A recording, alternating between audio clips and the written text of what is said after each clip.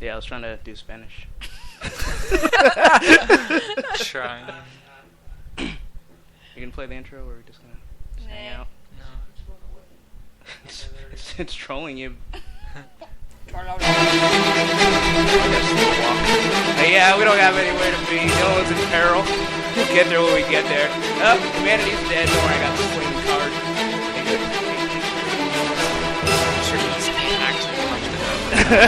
Japanese beast can.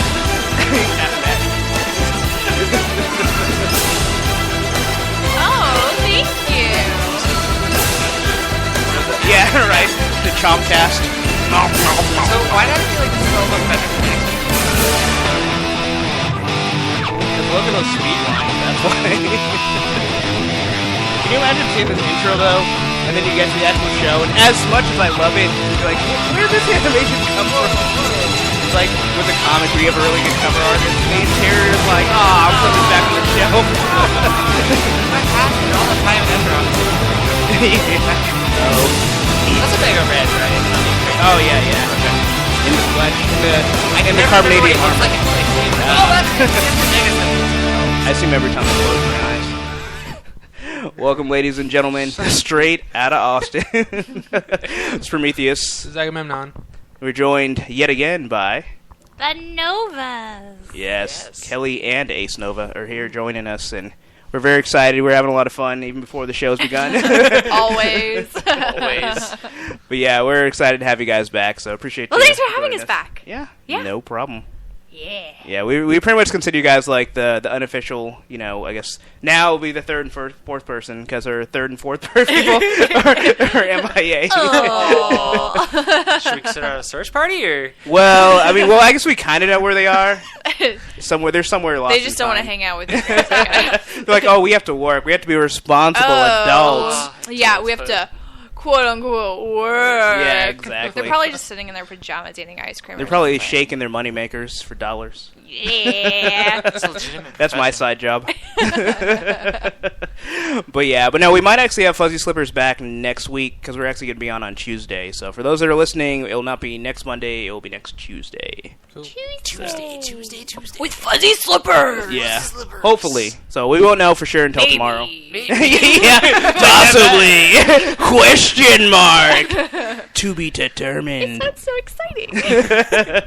But yeah, I just want to tell people, or you can tell them about your new cosplay video. I just watched it. Oh. Zatanna. I made a jacket. And it looks like a jacket. And it has ruffles and lace, and it's amazing. It is pretty amazing. Thank I enjoyed you. it. I love the pointy shoulders too. Oh my god. I'm so proud of my pointy shoulders. And every part of like the battle mitts, just like death by shoulder ram. Exactly. Man, I wish they were a weapon. That'd be pretty cool. Just like stick blades on the head. Just use her magic. Just whoosh, Yeah, turn right. into blades. It's like Wolverine's got retractable claws. I got retractable shoulders.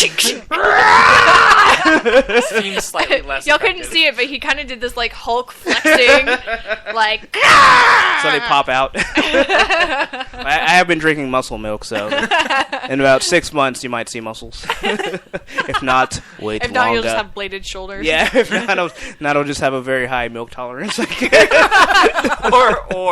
lactose. Yeah, right. It's like, oh, my stomach hurts just thinking about milk. I guess it could go either way. We know it's funny. Muscle milk actually doesn't contain milk. Like that's What? the first thing you see on the bottle. It's like It does not contain milk. Oh. But does contain muscles. Yeah. grind up. Yeah, exactly. It's in powder form. Tastes like success. That's what the people on Attack on Titan do. They just grind up the Titan. Oh yeah. They just put It's all muscle. it in pill form. all the time. It's got electrolytes, bro. It has what the body needs. It's got what plants need. I haven't seen like the entire first season of Attack on Titan, but I think I'm close to like episode 10. Yeah. And it's when they all join like the scouts. Oh yeah. And they're on their first mission, and there's like their first like female Titan they ever see. Yeah. And she literally like punts a dude. Oh, 3 points!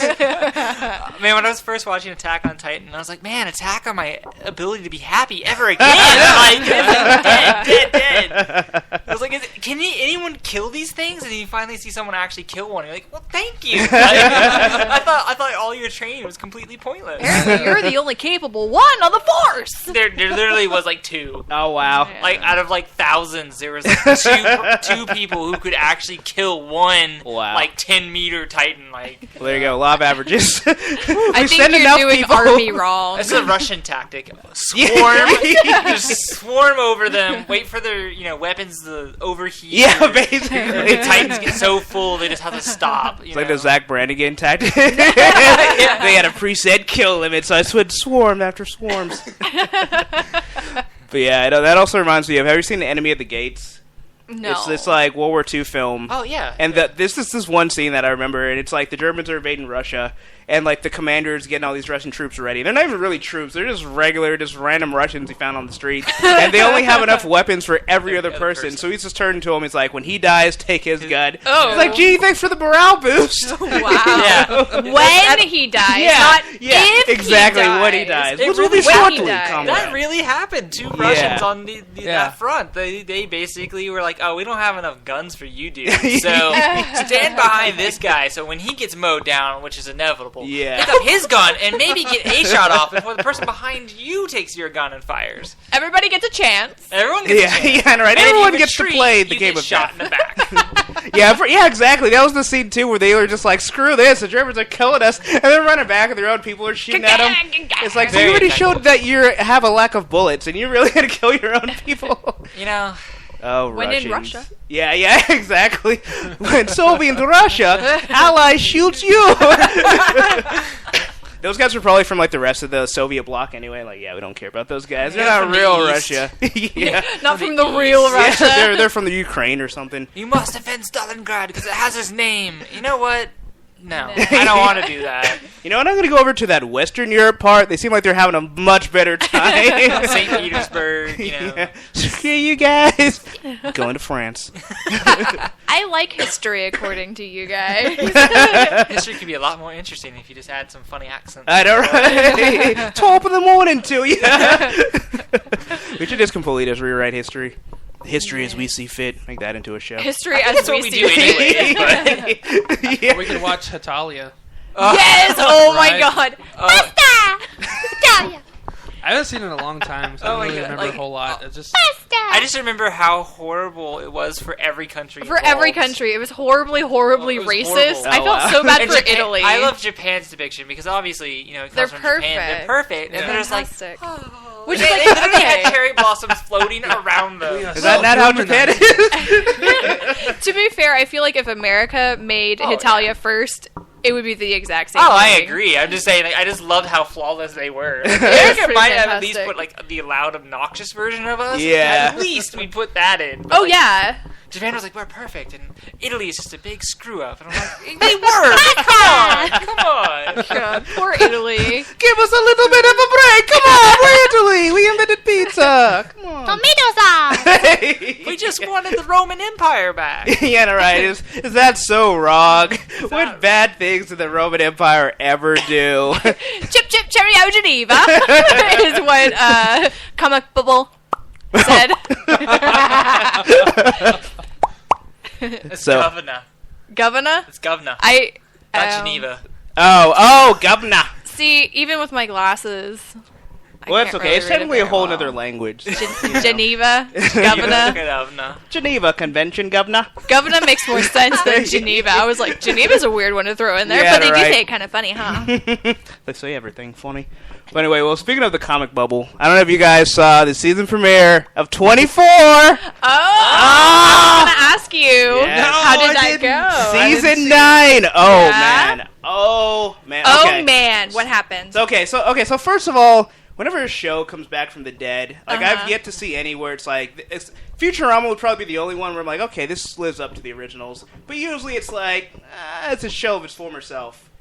Dude, 24 is still 24. Like, oh man, it was. And Beaver Sutherland is still Beaver. I feel like Oh, they had yeah. a pretty good formula, and they knew what they were doing by the end of the That yeah, is after true. 8 original seasons, season. you're like, We got this. We got this, this. yeah. We got this. You're gonna go in there, kill some So- guys, and you're gonna walk So I guess out. like other shows that come back, would be like Family Guy. Yeah. What other shows have come back? Arrested Development. Arrested Development. It's just like there's just zombies. There's the zombie version of what they were. And it's like take your money instead of eating brains. Does that mean if Walking Dead gets canceled and comes back, it'll be perfect? Yes. Maybe it'll be better. Maybe it'll be even better. Yeah, right. Everyone's zombies. It's like that would be the whole show. It's like maybe like the zombies have personalities now because like the humans just lost, and it's just like this buddy comedy. Like, hey, what do you eat? What's eating you today? What is that movie we watched? What are you talking about? I have a T-shirt of that guy. Warm Bodies? Warm Bodies. It just reminds me of Warm Bodies. With the hipster one? Or not the hipster with R. It was Romeo and Juliet, but zombies. Yeah, that's right. I love R. It was fun. It was really fun. I liked it a lot. I never saw it. He was a sweet zombie boy. I heard that movie Bites. Oh! If you're into that kind of thing. Well, ladies, if you're listening, I am available. But anyway. But 24 is great. My only gripe was there was not enough Jack Bauer. They focused a lot on other characters that weren't Jack Bauer. They were building the plot. Like, it actually seems like this season will be really good. Oh. And it's so they, like, are focusing on a story and not just Jack Bauer! I still want the whole entire series when it finally ends. Just everyone's dead. Jack Bauer just, like, world on fire. Just sitting there like... The world is saved. The world is saved because he has destroyed the world. And saved it from itself. Dude, season 8 almost ended like that. Spoilers. I think I mentioned this on the last time you guys were here. Like, he was killing everybody. It was so great. Like, people would be like, oh, man, that Jack Bauer, he ain't got shit. And then all of a sudden, he's in the rearview mirror. Like, oh, my God, Jack Bauer. He's the equivalent of Jaws on land. Yeah, pretty much. Even in the water, he just bites the boat. Jack Bauer's got metal teeth. But I just love, like, he gets shot. Somehow, someone managed to, like, shoot him once. And he's all bleeding. The guy's like, oh, it doesn't look like you're going to make it much longer. And so he has the guy stitch him up, like, at gunpoint. But he only, like, stitched him, like, twice. It's like... He's like, he's done. Like, he's healed up. Good. Like, Wolverine healing factory kicked it. And he's just like, all right, I'm ready to go kill more Russians. But it was beautiful. I thought you were going to say he, like...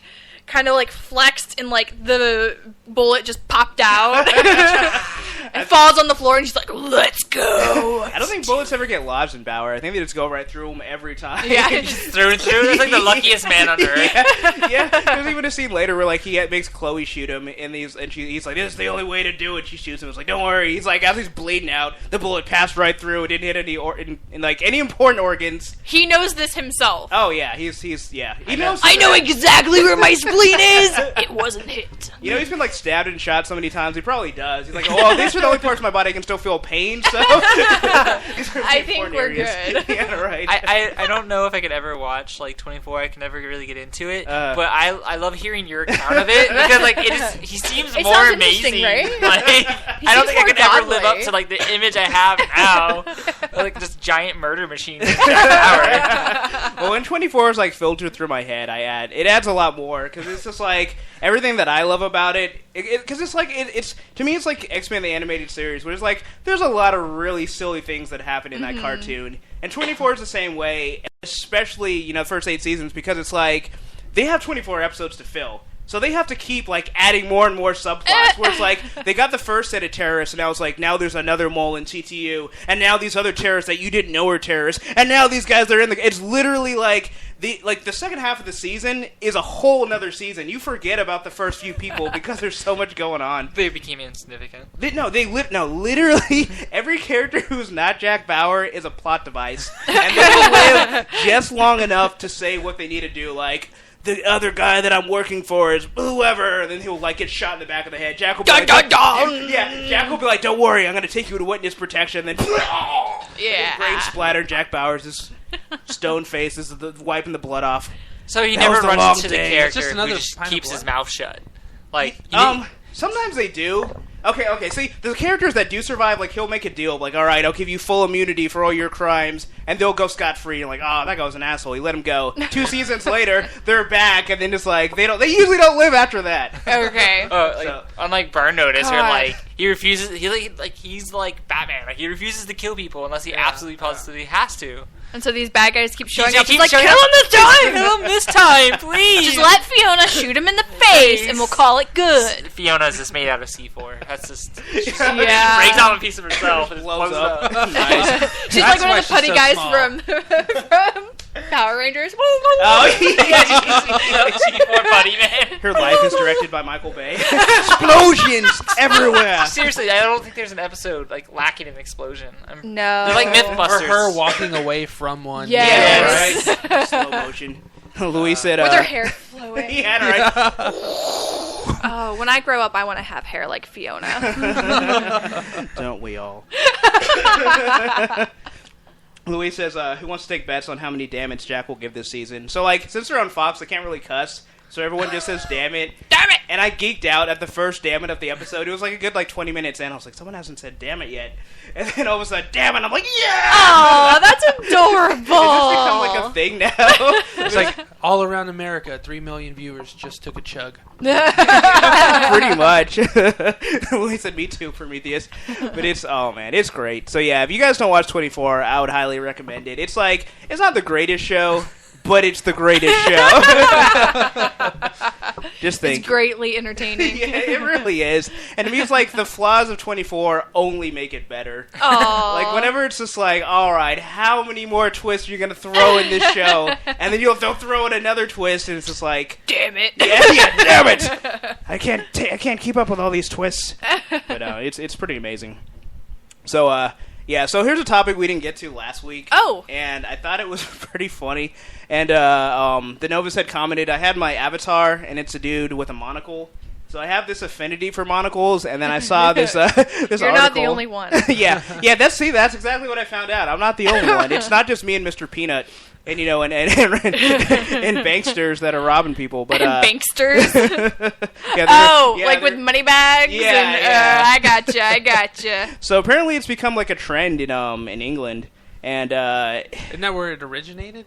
what monocles? Monocles? Yeah. Probably Banksters? with the monarchy. Oh! Damn it. But I have the quote here. I gotta find it. Rich. Oh, But it's Cup of tea. random British words. But what I thought was Governor? I got it that time. Brilliant. quite. Indubitably. I don't know why I think that's British. Ballyhoo. It might as well be. Kerfuffle is my favorite British word. Your mom's a kerfuffle. There was a little bit of a kerfuffle over there. I was like, yes, that's a brilliant word. So I was pretty excited for this whole thing, and I was like, oh, sweet, I can finally have a monocle that I can fit on my face. Because I bought a monocle off of eBay, but it won't fit into my little eye crevice. And I was like, how do these things work? Was it like too tiny? It was too big. Too big. Oh. Yeah. For And- you tiny eye sockets. You have to put a sliver of super glue. and they're going to say you have to cut like a little sliver right above your eye and just wedge it in there real good. Get some bones. Yeah, I'm sure there's some cosmetic surgery or something. I can implant Sounds like metal a like under Wonderland. my eye and then have like a magnet. It will just kind of whoop. Would you be cyborg? I would be. Yes! Stronger, faster, and more monocle eyes. More monocle eyes? The other thing that's really annoying is you can't just wear it casually because it's a magnifying glass. True. So if you can imagine having a magnifying glass like an inch, Always. half an inch away from your eye. Everything's like, perception. Could you imagine driving with that? Oh my god, instant death. Awful. Every day of his life he does. You pull out of the car. And oh god, not even Jack Bauer can save me. Or would it make you more safe because everything appears closer than... Maybe, It really but maybe you is. just drive really slow. Yeah. Maybe you don't have I depth think perception so. because you're having two different depths. Well, of if your it's eyes. too far away from things, it just makes everything look like... Yeah. Makes you want to vomit. I guess you'd literally live in like a whole different dimension half the time. A whole different dimension. Be like an X-Men character from the future.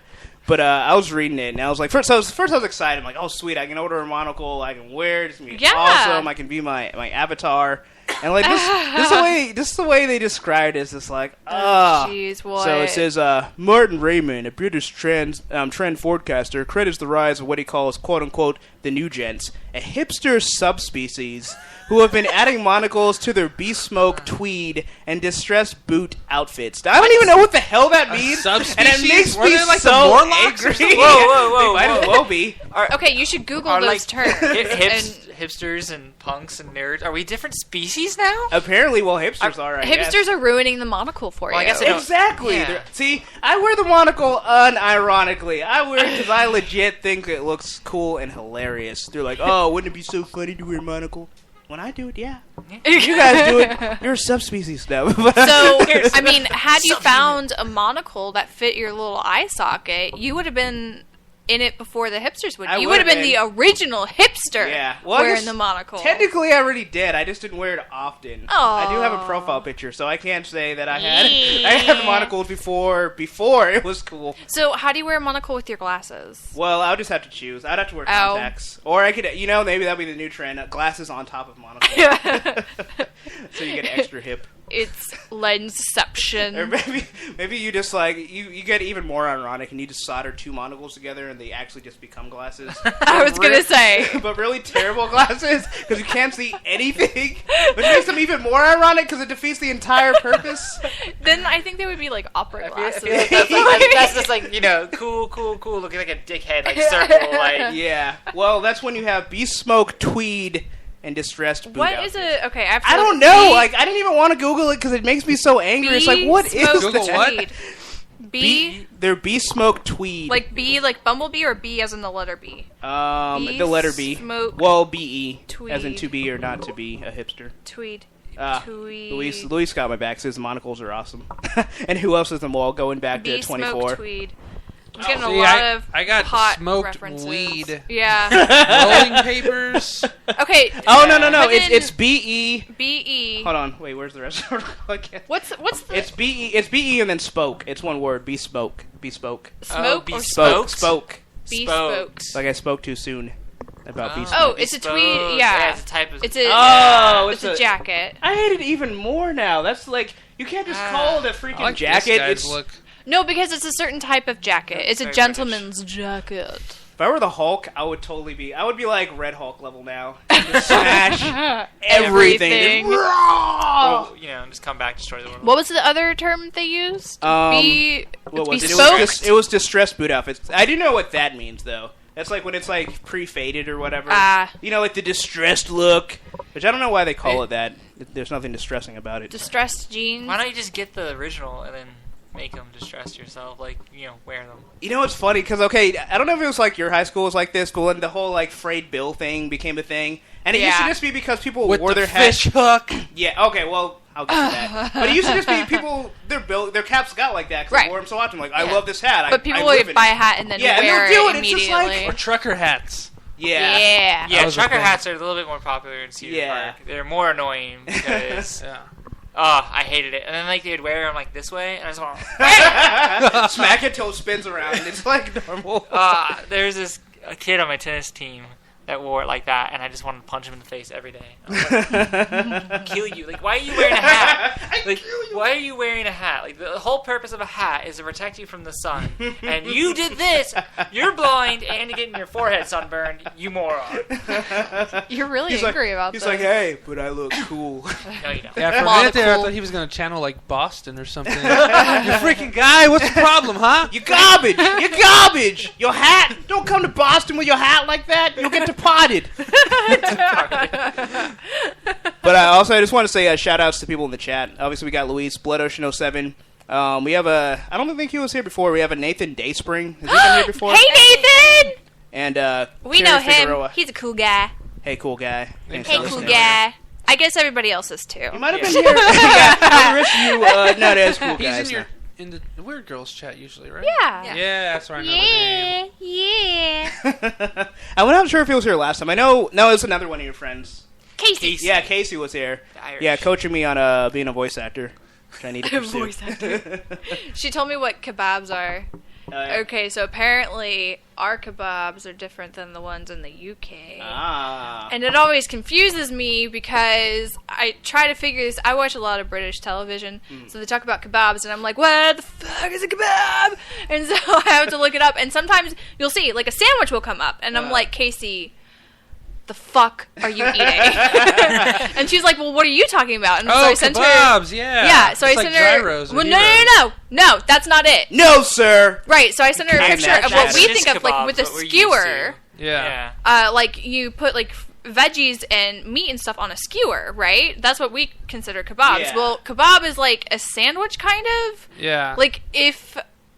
What do you say it? Gyro, gyro. They're like heroes. I've heard heroes and I've heard euros. Euros. They're like I'm gonna call them Gyarados. There's a lot of different variations. Yeah. There's like Greek and German. Yeah, so it's like that Greek pita lamb thing with a sub together. Huh. It's like a Turkish dish, right? That's what it That's is. madness. The more you I think know. what we're used to is actually truly called a shish kebab. What we think of kebab as a shish kebab. Right. Well, that's what she was like. It's kebab skewers here. I was like, that makes more sense. Throughout, first you get the original term, and then throughout time, people just start changing it. And we're Americans. We change shit all the time. Well, hey, that's why the British Empire fell, because they just couldn't keep up with it. They couldn't embrace change. Because like the concept's the same, like when you like hear kebabs, you just put like a bunch of fruit or stuff on a thing, and like the meat is the same way. You put it on this big metal rod, and it's like a layer of lamb, a layer of beef, blah blah blah blah blah, and then you just shave off a piece and put it in the sandwich. Yeah, okay. It's, oh my god, it's what? I was like, Brazilian? Where are you going with that? It's like getting a Brazilian. It's like getting a Brazilian. Yeah, that's what I was thinking of. Like, it's just as painful, but even more satisfying. They're afterwards. so good, man. Yeah, those are really good. Yeah, sour cream. I just want to point out, like, the second I mentioned Nathan, he like disappeared from the chat. He's like, "Oh no, they found me." I was trying to stealth listen. We love you, Nathan. Come back. And Luis of the comic bubble. He was like, Nathan Dayspring, Cable, referring to Nathan, what's his name, Nathan Gray, I guess one of the many Summers siblings. F them all. I want them all dead. I want to specifically engineer a virus that only kills Summers. Quick, change the subject. Yeah, right. He's got to unload. Yeah, well, okay, so I don't know if you guys have seen the little still they put out for the new Batmobile. Which all you can see are like the back tires and the freaking like it looks tarp just over it. Almost just like the tumbler back tires. Yeah, it's pretty much. You it's like a basically longer see its tumbler. ass. Yeah, pretty much. It's like check out those cheeks. Oh man, that's exactly what it looks like. Look at that rubber. Is this for the Ben Affleck? Yeah, the Boston Batman. Yeah. Yo, it's my Batman. Robin, Barbara, get in the car. But I just think it's funny. I don't know, like, I wish I had the site, but the main site that had it on. Check out that trunk. Yeah, right. There's no trunk space. It's like, damn, girl, Batmobile got junk in the trunk. But the only reason I brought it up because like the main site that had it on there, it just had this. It had a countdown for the movie, and it was like 700 plus days and counting. It's just like I'm not waiting that long. I'm not gonna get hype. How how about we start the ticker like maybe a year out? How about you don't save the dates 2 years out. Exactly. How about you give me a cause to think this movie actually might be good? Like instead of showing me the back end of a I feel like there's a lot of advertising going on, but I don't feel like there's any real movie going on. Yeah, exactly. They put their entire budget into advertising. Are they even shooting the movie right now? I don't even know if they started yet. Do they even have a script? Script? What? We don't need a script. We just called Christopher Nolan and it's like, hey, dude, just like show up. Hey, like, what did you do? Like a real... No. We'll pay you $1 billion. Okay, They're just going to make up each scene on the spot and just try and filter it all together. It's like, that's how those plot holes got there. Ben Affleck writes it like in his trailer an hour before. Man of Steel was like rewritten like 3 times. That would not surprise me at all. Yeah, like it was... I can't remember who the original writer was, and then they were like, "No, that wasn't good enough." And then they made there was quite a few. They like made Christopher Nolan like, if you want the next movie, he's like, "Okay, fine." You want to see your family ever again? So he was like, "Okay," and he was interested in it, but like they kind of like finagled him into doing it, and so he basically rewrote it with his brother. You're gonna do this, and you're gonna like it. Yeah, right. And I mean, like when you see the film, you really can tell it's Nolan. Oh you can feel Nolanism in there. I will feel it. Nolanism. Yeah, so I don't know. It's like, sure, I would love to be excited for this movie, but it's like, it's way too far out. Yeah. And seeing the ass end of a Batmobile, it does not do it for me. It's like, okay, that's cool, Batmobile's in the movie, but I'm not waiting 2 years. If it was like a hint at Wonder Woman being a major part of the film, then I'd care, because I care more about that than another Batman and another Superman. Yeah. I just don't care about those two from that movie universes because they haven't nailed that movie universe in a long time. Not at all.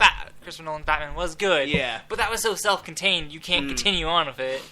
So it's just I want some new characters because you guys have run out of good ideas for Superman and Batman. You're all out of good ideas. Yeah. To me, the only thing I would get excited for, when they finally show what Gal Gadot's Wonder Woman outfit's going to look like. I would actually be excited for that, because I'm really curious about what they're going to do to have that on screen. Or even the Batman outfit. What's going to be this interpretation? That I can get excited for.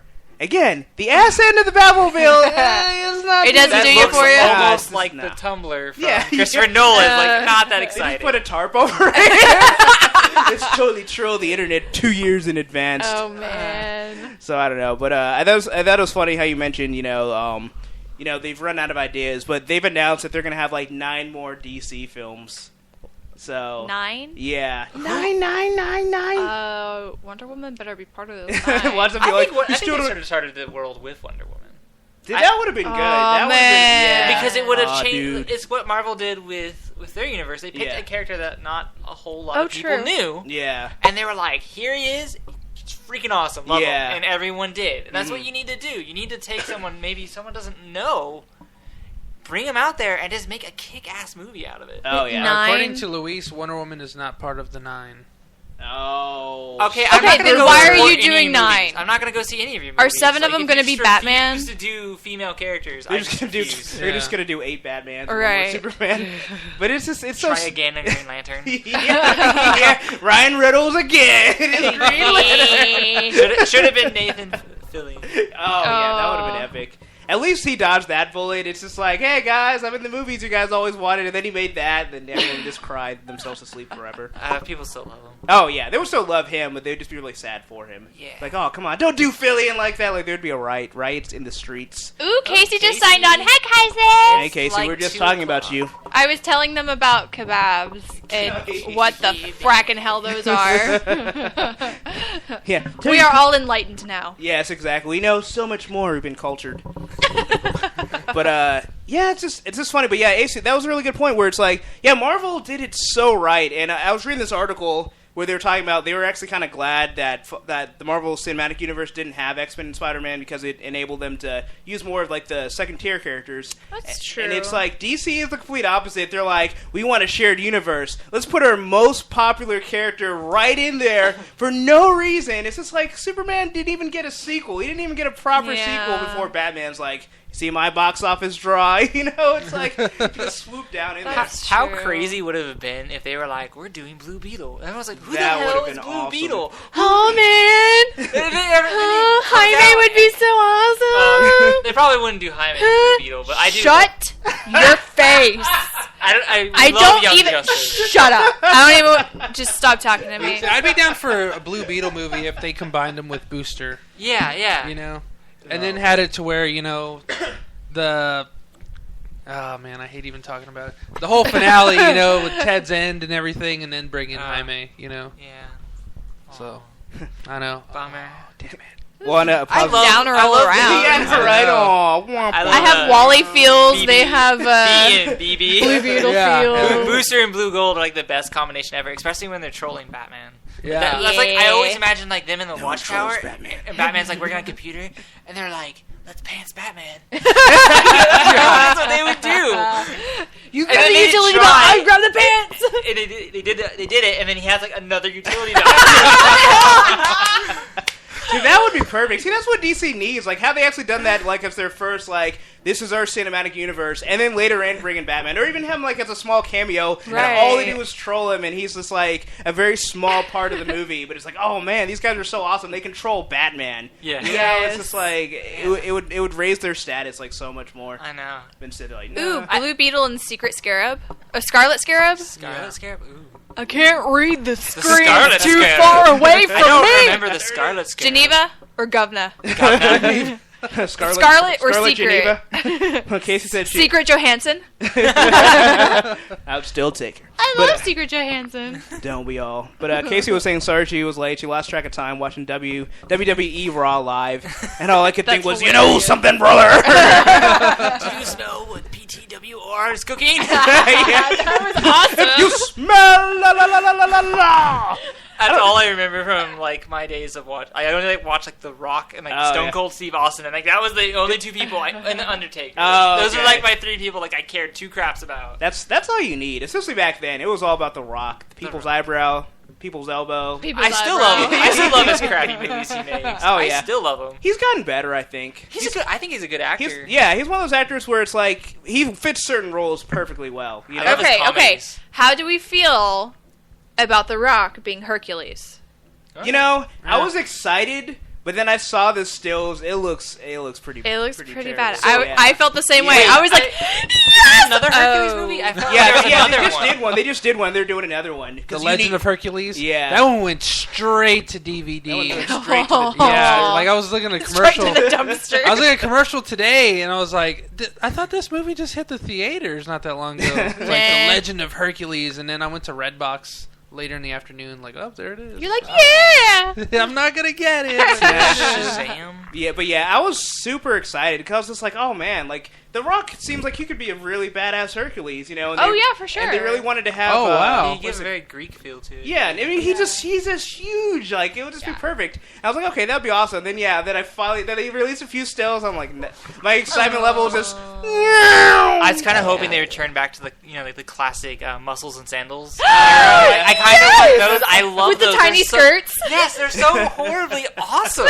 Like I love them. They're just like they're. What like, are those films called? They have a certain genre name. They're called muscles and Muscles and sandals. sandals. Like muscles and sandals are. They have they used to call them like oiled films. That's what I was They're all, thinking like, of. oiled and, like, Yeah, muscly. yeah. They were literally aimed at housewives. Yeah. And they were kind of awesome in their own way because it was embracing that men are sexy and that women can have sexual attraction towards men. Yeah. And I was like, that's really cool. We can be sexy too. Yeah. You want to show off her bods with oil. I want to wear a skirt and sandals. Yeah. That totally would make that my attire. Just walking around 6th Street. Yeah, that's right. Ladies. Like Oil dripping off everywhere. go with a Greek or Roman, like toga or for female stolas.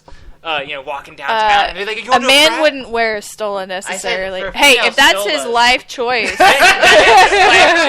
are in Austin. They are. Do you know stolas are not men? Do you know I don't care? I mean, Leslie can wear a dress and a thong. I think make him This wear is true. stolas. Rest in peace. Yeah.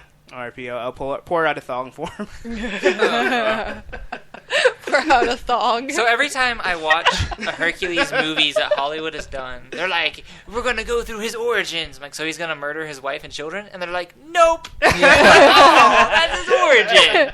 That's where he starts his stuff. He's not even going to go crazy just a little.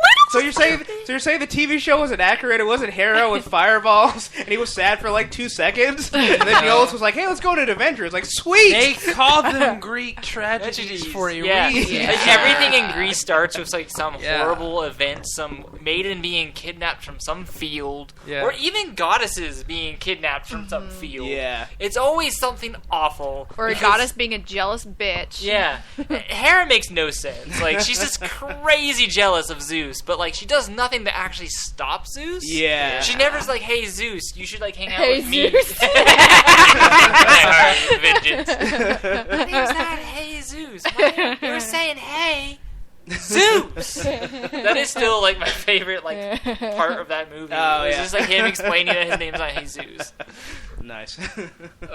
Sorry, we got off on a Anyway, what were we talking about? I completely forgot what I was gonna say. Blue Beetle at an awesome opening. Wait, doing what now?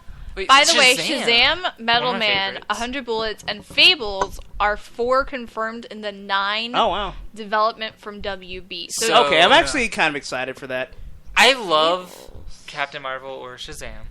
I love him. Like Yeah. he is my favorite because he is the icon of the power mythology. Like, you know, he's literally a kid who can turn into a superhero. That's what every kid wanted to do. And so and I love the fact that he's like a 10-year-old kid even as an adult. Yeah. It just makes me, it's hilarious that no one notices. Like, I think I was rewatching the first season of Young Justice, and like, he's a 10-year-old kid, and I was like, how did you not notice? He was hanging out with the Young Justice team, he was making nachos, he's eating Hot Pockets, drinking Mountain Dew. He just looks like a playing Xbox. Trick-or-treating. He looks like a pedo hanging out with the kids, and he just like really wants to be their friend. Hey, and Raven, just, like, creeped out. Some Xbox? Right. Everyone's just creeped out. And then they're like, COD? I mean, come on. I'm like already like prestige like 5 times. Shazam! Yeah, right. Yeah, afterwards, Shazam. He's back to like teenager. Oh crap! Identity out. It's not the same as Drop Mike. I just imagine like. In the video game Injustice, when he like is celebrating or whatever, he goes Shazam, Shazam, and so like he turns into a kid and then back into the adult. I just picture him like on his couch, like he wins whatever multiplayer, and he's like Shazam, Shazam. His couch is all smoking. There's like this like soot stain where he's and all you hear is Billy! What did you do to my room? Shazam! Flies out through the ceiling. That was Superman. It wasn't me. That was Soups. Always ruining a good time. It was Soups. I love when like Superman, like I can't remember what I was watching, and like Superman got like jelly of Captain Marvel. Oh wow! Because like he was saving the day, and he's like, I totally could do that. And he's like, Shazam! And he finds out he's a kid, and he's like. He was probably even more disappointed with himself. Like, oh man, I was not ready for that jelly. I should have never listened to Mon podcast. I was not ready for that jelly. Did you just pull I pulled Destiny's Child? Dude, I seriously try to incorporate that into my everyday life as much as possible. Like, I don't even necessarily like Beyonce's music, but like that line is gold. Like, Sir. That's Destiny's Child. Oh, I'm sorry. Wait, who? Because I don't see him anymore. You know, it's not Destiny's Children, it's Destiny's Child, and only one can survive. And Beyonce is the one. Yeah, she won Hunger Games on the other channel. Why did they like always had a rotating Apparently cast? the others weren't survivors, am I right? Yeah. Nice. Thank you. Arrow through the head for all of them.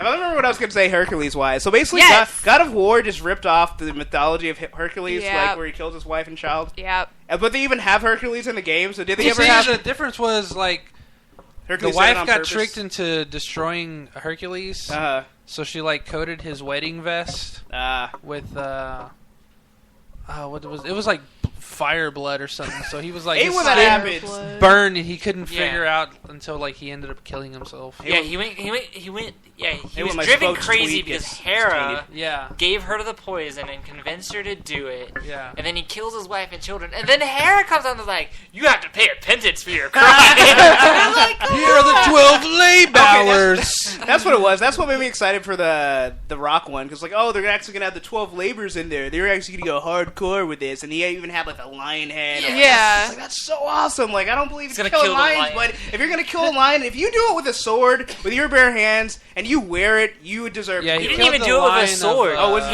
He sharpened his stick and shoved it through its eye because its skin was so tough, nothing could penetrate it. Yeah. Okay, yeah. I am big into Greek. If you do that, you deserve high five. You deserve the lion head. You've earned it. You deserve the lion. It was a giant lion. It was like the lion of something, wasn't it? Yeah, I can't remember the name of it. I wish I could, but like it was terrorizing the countryside anyway. It was a Lannister lion.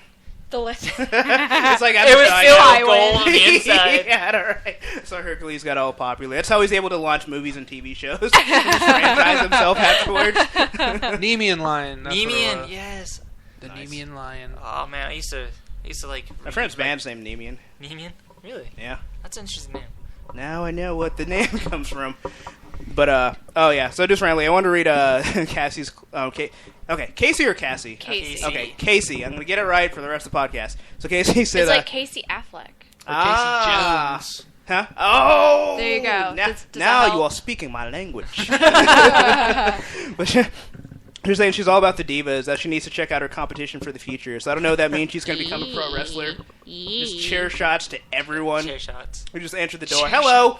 Boom! Most parties, they drink Jello shots, not with her house. Casey, I think that's what you should do to practice. Just every time you open the door, just smack someone with a chair. I want to see her bust a Hurricane Rana in somebody, like Black Widow style. Wait, Young Hercules with Ryan Gosling? Shut your face. I never remember that one. Huh. That's I guess that was the spin-off that no one ever watched, and that's because why Kevin Sorbo's was Haas.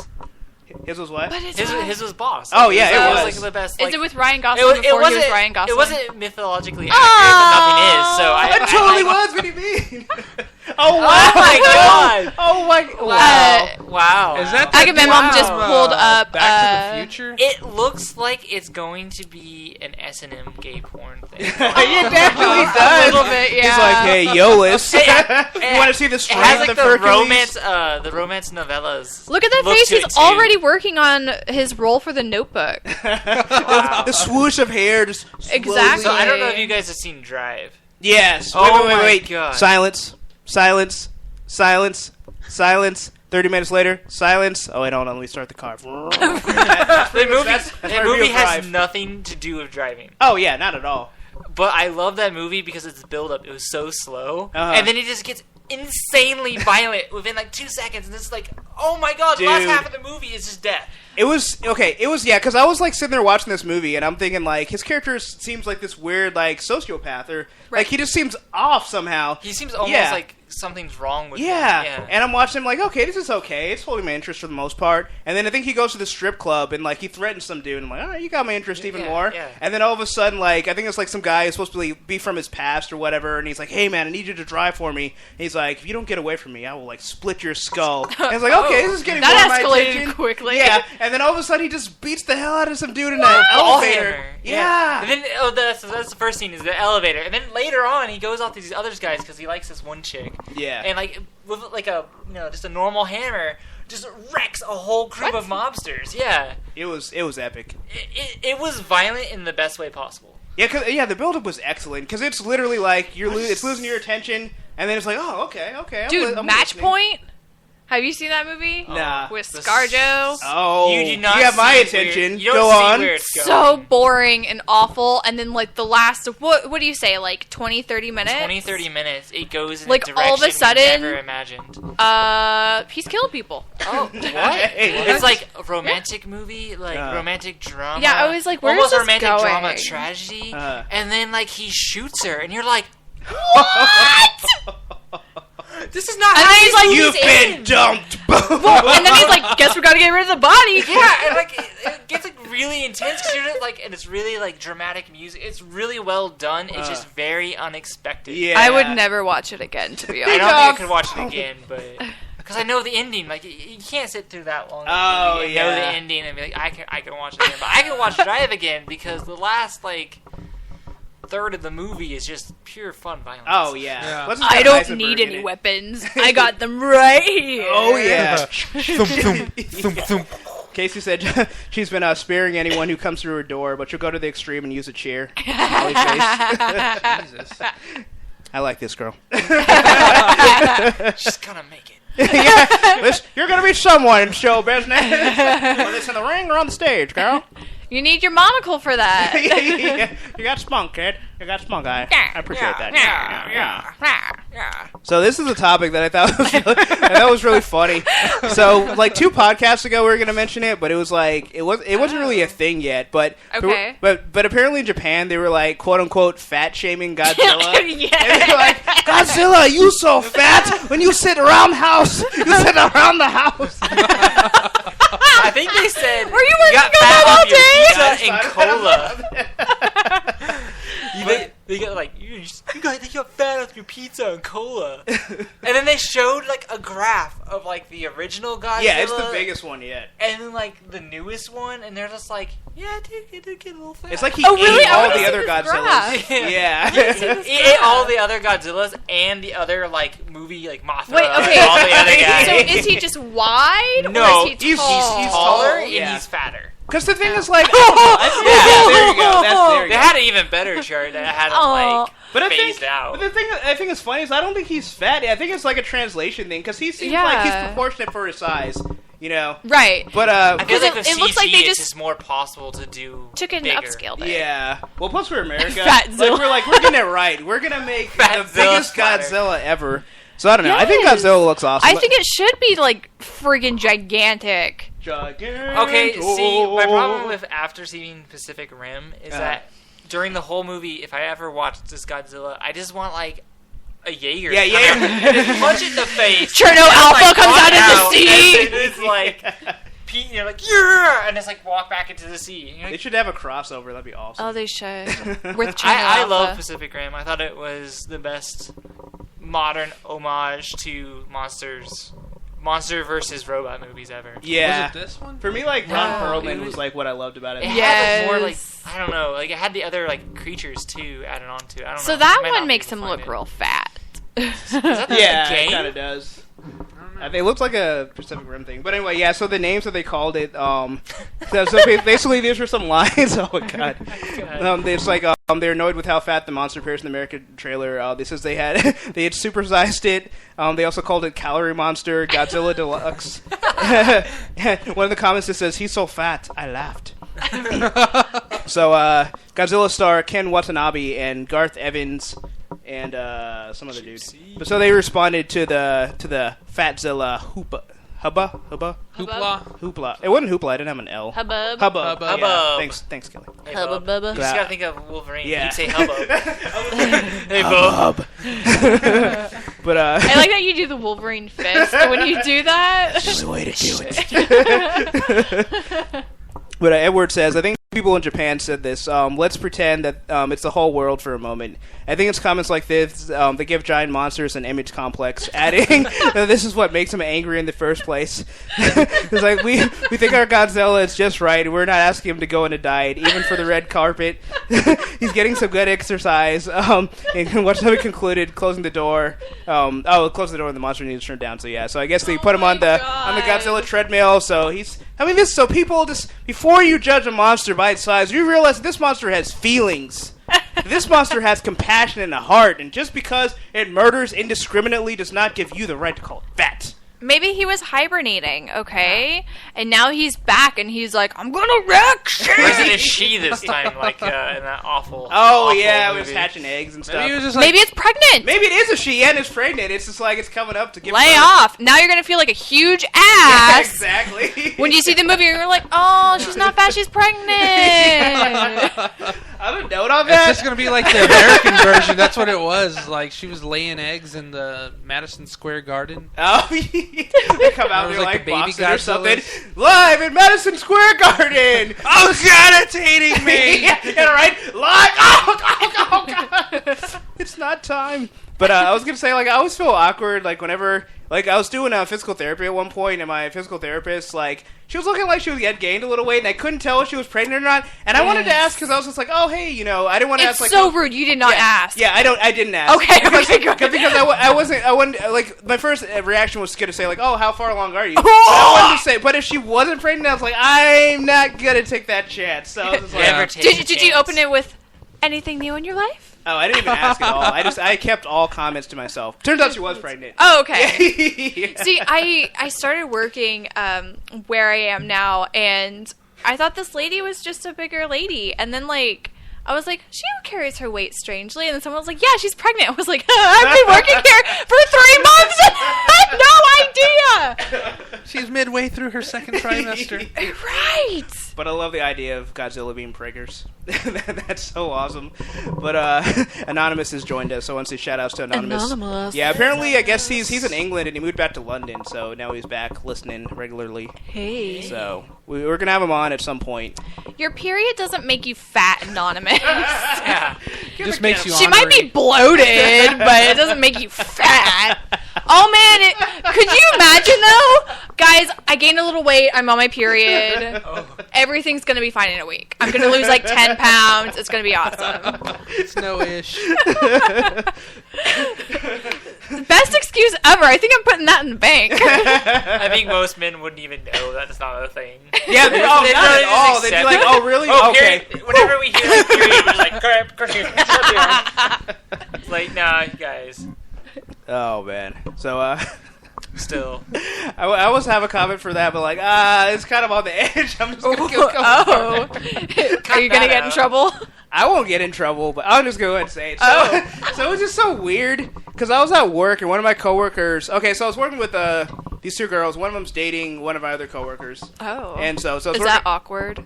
Not really. Okay, maybe for them. Yeah, I guess. Especially when they break up and then it's all awkward. So that's because they're on the weird. same shift and we have like briefing in the same building. And it's funny because it's like when they see each other, they don't embrace each other like a regular couple. They're just like, sup, don't touch me. But sometimes they don't even acknowledge each other because I didn't even know because two of them have the same name. I'm just gonna call them Sarah. Okay. So there's two Sarahs, and I didn't know. First of all, I didn't know that there were two, and then when I found out which there were, then I didn't know because I just got to the shift, so I didn't know everyone's name. Despite the fact that it's all their uniform. But then if you look, it's like you're staring at their chest and you're like, what are you looking at? Yeah, that's the other thing. I always felt really weird because it's right at boob level. It is right at boob level. Yeah. And it's just like, I'm just going to eventually hear their name in passing. And that's well, and if you can't like really read it well, or like you're just like, what the fuck is your name? Like, how do you pronounce that? You're staring too long and then you're like, hi. Okay, so here's a tangent to that. What did you do? I had a job interview at a credit union, and I felt God. like after the interview, it went okay. And afterwards, I was walking out, and the interview chick, she was pretty pretty, but I wasn't checking her out. Like I was literally looking at her shoes. Because she had, like, on tennis shoes, and it was, like, in a corporate environment. I was like, that's kind of weird. She was wearing, like, these neon tennis shoes, and I'm looking down, and she turns around, so I think she thought I was looking at her ass. Needless to say, I never got a call back. I felt really bad. See, that's when you say, like, I like your shoes. Yeah, but I was more just like, well, nice interview, I gotta go. No wonder she thought you were looking at her ass. I didn't do it as bad as that, but I really was just like... Next time, I like your shoes. I didn't even like her shoes so much as I was just, like, baffled by their existence. It doesn't matter, because at least it makes you look like you're actually looking at her shoes instead of checking out her ass. Note to self. But... That's hilarious, though. But yeah, I was just like, yeah. So, peace. Yeah, embarrassing moments in my life. But going back to the... Hey, well, if it helps...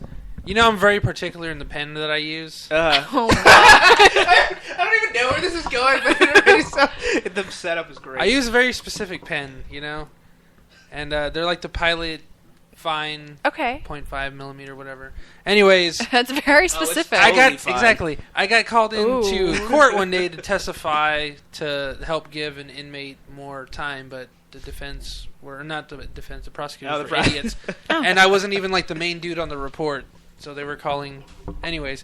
The prosecutor is, like, briefing me through everything, and she's telling me, like, this is what we're going to do, this is what we're going to do, and she had the pen right there where her chest area is, and I was looking, and I was just like, that's my pen.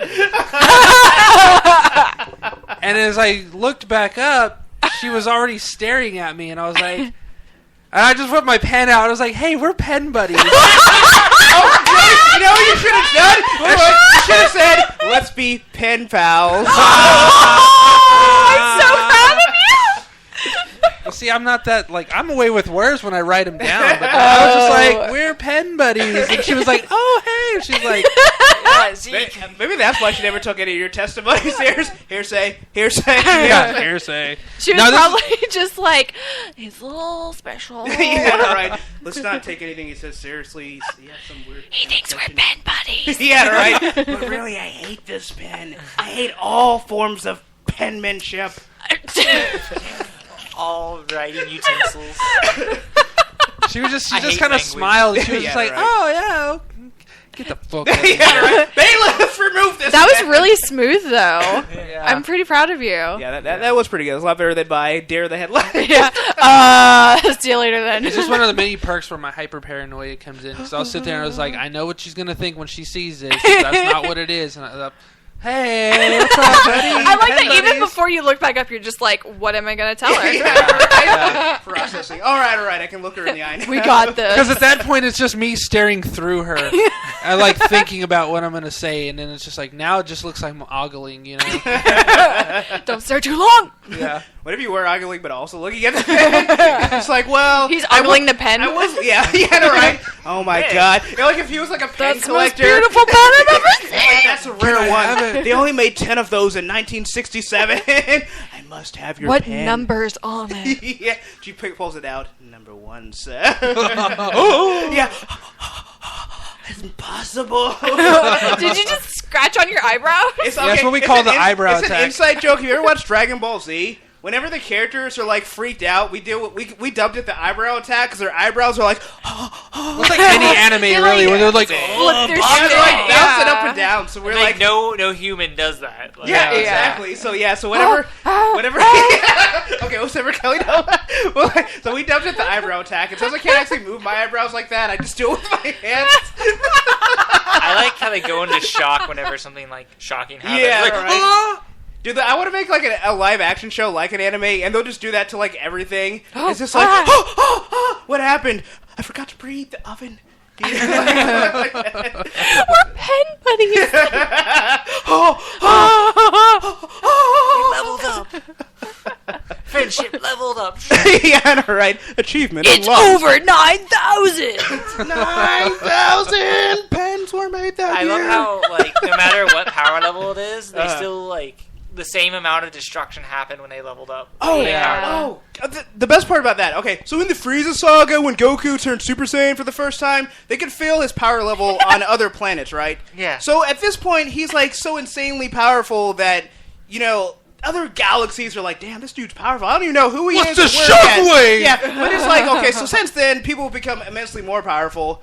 But somehow that power level doesn't transfer. It's just like they increase the scale so much that they can't even show how powerful these people are. They're like, we already just like jumped the shark. We ourselves cannot fathom how powerful. Like they don't even know how. This to is just show our how depiction are. of what we think happened. So now they just have like pebbles rising from the ground. Like you did that in season 1. well, this time we have electricity along our backs. Just imagine like if Goku going Super Saiyan like. Later on, people are like, what the hell is going on in that corner of the galaxy? What the fuck? Well, it's like Galaxy Tribe's like, yeah, we're going to do a detour. You're going to hit the Milky Way. I think take God a ride just around landed over there. We should go around. Yeah, no, right. At that point, like, the planet should not even be able to sustain that much energy. Like, they should power up, and it should just zoom out. A black hole everything. Yeah. It just becomes a supernova, and everybody dies. Everyone's dead. And roll credits, no more DBC. Yes. It should have ended after the Cell Saga. Yeah, I think it was supposed to, but they're like money. It was supposed to go to. It's supposed to start following Gohan. Oh, that's right. Gohan was supposed to become the main character, and then everyone threw a titty tantrum. Yeah, and they're like, "We want Goku back." It was a titty tantrum. Goku. Why do you want Goku? He's the least interesting character. Like he really is. He's a blank slate. I loved Piccolo, and I actually really liked Cell. I wanted more Cell. Oh yeah, Cell was awesome. Vegeta all the way for me. Come on, root for the bad guy. Pink shirt, yeah. So terrible. Oh, of course, he becomes a good guy. Yeah, I don't like him much then. I'm not really sure what y'all are talking about anymore. Oh, okay, it's okay. You shouldn't watch. Yeah, it's one of those things where it's like, okay, I'll admit, I love Dragon Ball Z. When me and Agamemnon were in high school, race home to watch it. I could not even possibly fathom sitting down and trying to watch it now. I tried. Oh, man. Yeah, sucks. But it's not even just that it's like a bad show. It's like there's so much filler. It's like 90% filler. It's like not only is it like waiting for certain characters, then you gotta wait some more. Then they like have these cutaways of other characters that literally they used to be like the focal point of the show, but now they've been so underpowered. They're not important. They can't make Pebbles rise. Yeah, exactly. But it's just like I've never seen a show with so much filler, and like that's the essence. It's 98% filler. Yeah, exactly. And you didn't realize it when you were younger, and then like when you watch like better shows now, and you're just like. How I can't watch this. Yeah, it's like how did I can't watch this if J.J. Abrams isn't tied to it. Well, that is true, but I mean something to that effect. See, but then like I go back and I watch like Ronin Warriors. I'm like, this is. Oh my god, the show was so great.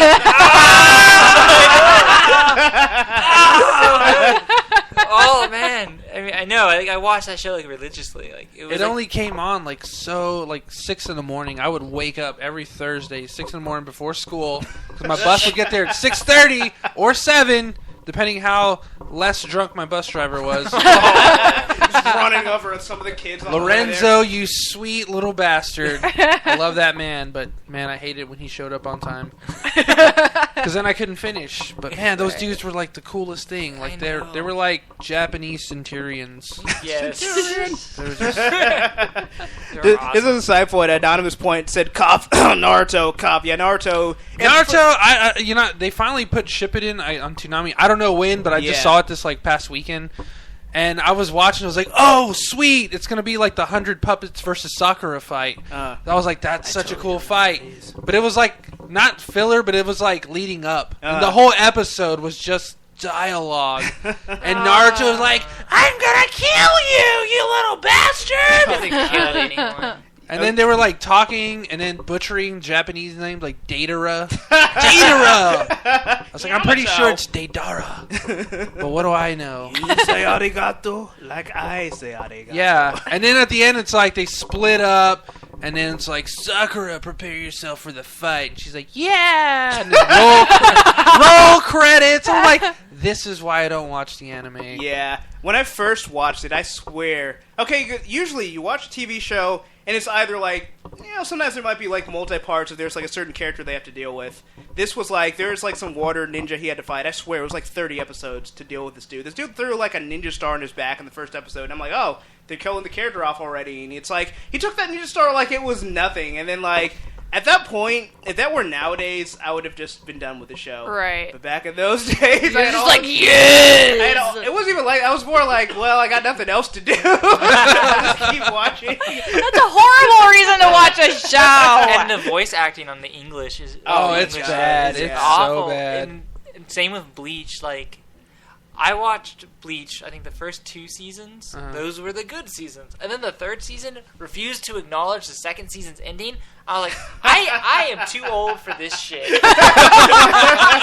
I put my Danley Glover badge on and I'm getting out of here. I'm retiring. Oh, man, they just refused to acknowledge.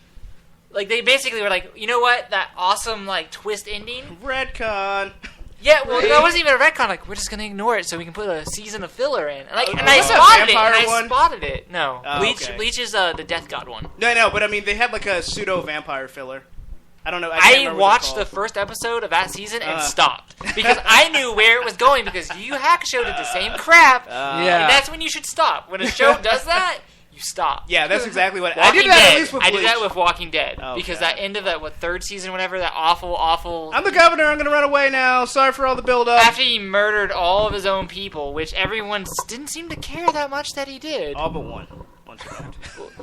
Yeah, I'm just after that, I was like, you know what? You guys suck. I'm out. Yeah, you can't get me back. You did not miss anything from season 4. That was the most disappointing. I knew what was happening. I felt it. I have enough knowledge now. X-Men, come to me. I had enough knowledge to know when a show just turned to crap. So Anonymous is saying, even right now, it's been 20 episodes of filler, and Carrie says that's why I can't watch One Piece. One Piece is over 600 episodes and chapters as well. Over 600. It's too much. It is too much. Inuyasha, I don't know how anyone ever watched that ever because they're like, I almost got the Demon Spear, and then they get it stolen, and you're like, oh. Yeah. I'm not gonna lie, I watched a lot of Inuyasha. I watched almost every episode of Inuyasha. I hated that show.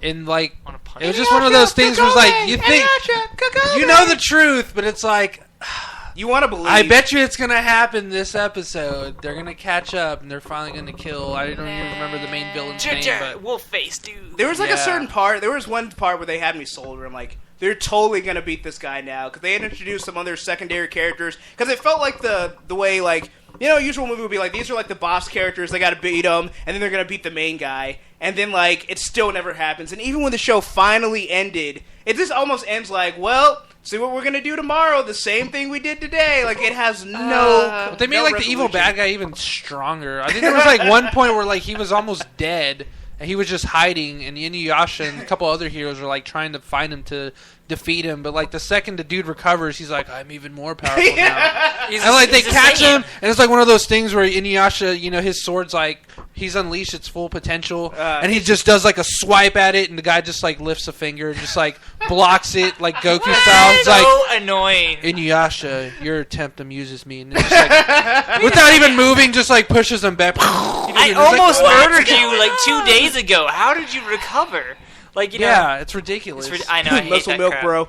I mean, that's the problem when you have a show when it's just like they didn't even bother to have any other underlining plot. Like, they have one plot thread, and they're like, well, we're not even going to try to introduce subplots that could carry it further once that plot's resolved. It's just like, no, we're just going to have that one plot, and we're going to do it through the entire season. And when you get, or not even season, the entire series, because the whole point was like, get the Jewel Shards and beat Naraku. Naraku, that was his name. And they never I bet that just came to you, too. Either, yeah. It's just, the hatred is flowing. Yeah. Young Skywalker. All the memories are unlocked. I remember just, like, I used to watch, like, the anime hour or whatever evening. Yeah. And, like, Tsunami? Inuyasha would come on, and I was like, I'll go watch infomercials. I'm going to do my homework. Billy Mays here! I was an insomniac, so, like, I would watch almost anything, and I refused to watch Inuyasha just because like, I knew not it that wouldn't shit. end. It wouldn't end. That shit's gonna put me I to watched sleep. one season of that crap, and I just wanted to punch it in its face. Yeah. Jeez. I swear. But Cowboy Bebop, I don't know how many times I have watched that damn show. Oh, man. I still love it because it almost has no plot. Yeah. It has almost no plot to it. It doesn't. It's so great. It's so great, though. Anime ever. Yeah. Anonymous asks, have you seen? What's your opinion on Hunter x Hunter? I've never seen it. No. I don't know if you guys have I seen haven't it. seen it. I don't know a lot of Hunter recent Cross things. Hunter. Attack on Titan Sir. is the most recent anime I've seen. Yeah. And that's because it was on Netflix, and it looked kind of like it wasn't going to be a typical anime. And it was, and it wasn't. It was a new transformation of an anime for me. Still about kids overcoming great odds, but the story was more brutal than I've ever seen a story done. It's definitely the most depressing. Yes, it was very brutal, and there was lots of character development that went in ways I didn't think the character development would go. I mean, no spoilers, because you're not. farther in the series than I am. I finished the whole damn thing. That's really far. Yeah, I think season 2 is going to be starting up soon if it hasn't They already. said 2015.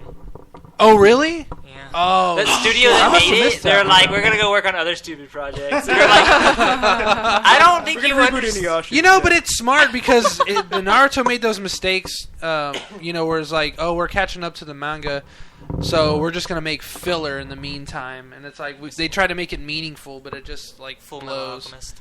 The way it ended. Yeah, well, there was Full out. Metal Alchemist, but then they brought it back and redid the series with And it was Brotherhood. better. And Brotherhood actually follows, like, The page actual for manga. page, Yeah. like the entire manga. I don't necessarily agree with doing page for page crap, but It's good. Sin But City, bro. It's so good, man. I felt like They I got never it. watched the Brotherhood one, which I need to. Brotherhood. I felt like yeah. it like the way it just like you could tell the moment they lost their source material because it just like it flew the coop. Like immediately you're like, whoa, plot went out of control. What happened? Yeah. It was like Dark Knight Rises. You're like, whoa, what? Well, there's so many like central characters to get introduced in Full Metal Alchemist's second act that in the anime they never even like introduced them because by the time they got to that point in the first series, like those characters hadn't even been properly introduced in the manga yet, so they just like completely winged it. And then by the time the actual series finished, the new anime was coming out. And by then, I was like, all right, well, let's go ahead and give this one a run. And I was just like, dude, this is perfect. And, like, just seeing, like, certain, like, characters or, like, certain scenes and then seeing it done, it's just like, justice, you know? It's like you just see it, like, play out on the show like as the it was in storyboard. Yeah, well, not only that, but it's like, I mean, you see the storyboard, but then you imagine in your head, like, how everything's happening. And then you kind of see it happen in the anime, and it's just like, yes. Speaking of anime, when you look into your computer screen, you get anime eyes with your glasses. Just go to chat. Miss Casey Jones, she says it's referring to Naraku and Inuyasha. It says it's a bit like Helena and Orphan Black. She is meant to die so many times, but she just keeps coming back. And there hasn't even been that many episodes. It's one of her favorite television programs, writing it the British way. Yeah. So, but it's frustrated me a bit. She says Kelly will know. Yeah, Orphan Black is amazing. Are you watching it? I saw one episode. Which episode? A couple of days ago. All I know is that it ended. There was some stuff happened, and a British lady. Hold on. And a black. Hold on. We haven't seen the latest episode. Okay. So, was it that one? Well, there was 2 people that were twins in a bathroom crying. Okay, we haven't seen it. One was crying. Silencio! And the other one looked psychotic. Okay, we haven't seen that then. Okay. Because that's all I know. One is Helena. Okay. She have fried out. She looks like crazy Shakira. And like crazy yes. Yeah. That was actually in the show. They actually called her crazy. That's Shakira. Helena. Yeah. That's Helena. Yeah, she's crazy and she won't die. She's like a Terminator. She's like, you can't kill her. Nice. She made out of liquid metal. She might as well be. Well, I don't know. I just saw that whole episode in the entirety. And I was like, I must go back and watch every episode. Casey said that is the most recent episode. Yeah. Okay. I figured it was. Well, it was really fucking good. If you have Amazon Prime, it's the first season. It's free. Oh, nice. Well, so, your mom's free. Oh, you know she's not. She's very expensive. Right. She's raised her rate since the last time. Yeah. But that was just an introductory method. Yeah, the first one's free, then you gotta pay. Get them hooked. Yeah. But, yeah, you can't. But I don't know. But I got a question for you guys. Why do you have Power Rangers up on your screen? Because that's what I was going to lead into. Ooh. So, thanks for taking the wind out of my suit, Kelly. But no. But they're going to... Kelly's so excited. She's like doing like this crazy shoulder dance like... It's like, that's how I used to ride my bike. That's how my feet looked. She's doing the Cuban Gun Jr. So sick. But they're going to reboot the Power Rangers. Yeah. And they're going to have a whole new movie. So get your morphin' time all over again. So, I want Tommy to come into like end of the movie. Like all tattooed up and stuff. And that'd be awesome. I came in from the other universe. I think he's been in just about every incarnation. Pretty much. Yeah. He's talked about it a lot. Like he likes doing it because like at this point it's just becoming like that's what he wants to be known for. Yeah, it's fun for him because he's like. I think there was probably a while where he didn't like it. Oh, I'm sure. Like, and then like he came around, and he's like, "Wait a second, who cares? That was awesome." I'm chasing David Frank. I will fight you in a cage. Oh yeah. No, I don't want to fight you in a cage. Like, I remember him in an interview saying like he saw his daughter because his daughter knows like everything about Power Rangers because of him, and she was watching like the latest incarnation. He was like, no. He brought out all his old VHS tapes of the original series that he was on. He was like, watch these. These ones are way better. She's just like, Dad, get out of here. Out of here, Dad. Try to watch my Power Rangers, my cereal. Yeah, you need to watch the originals. You need to know your roots, daughter. I didn't even call her by her name. The originals are... I've seen some of the crap new they're spewing out lately. Like, what is this garbage? Like, it's just like, wait a second, there's no team cohesion. They're all just like running around, like doing their own thing. Why don't they just start with the Megazord? It's like as an adult now. Just stop with it. We know where this is gonna end. Yeah. Just call the Megazords out, get it on, stop them, and then when they grow big, beat them up again. And then you're done. And how many times does the city get blown up? I don't even know how they even have a city. It's just a crater just filled with tears. Oh my god. Yeah, I have like my idea of what I'd want the Power Rangers movie to be. I don't think like people that love the original would like it though, because it'd be like this is a more adult Power Rangers, but it'd be like the guy who directed the Raid.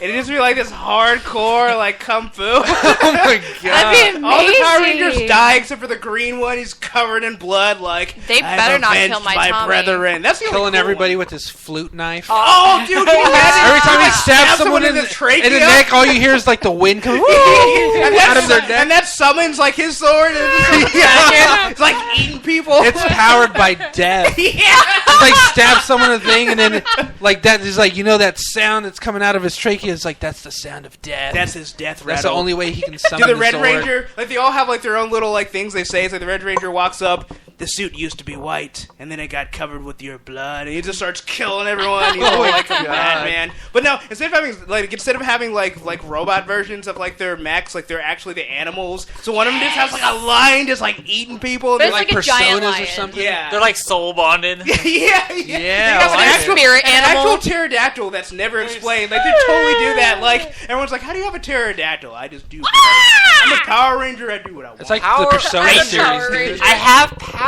Yeah. Infinite power. I can change clothes by doing this. I would do mine like it was like a little like 5-year-old design in the movie. Like it'd just be like, and then these guys showed up, and it was like, the whole movie. Wait, it'd be like Axe Cop.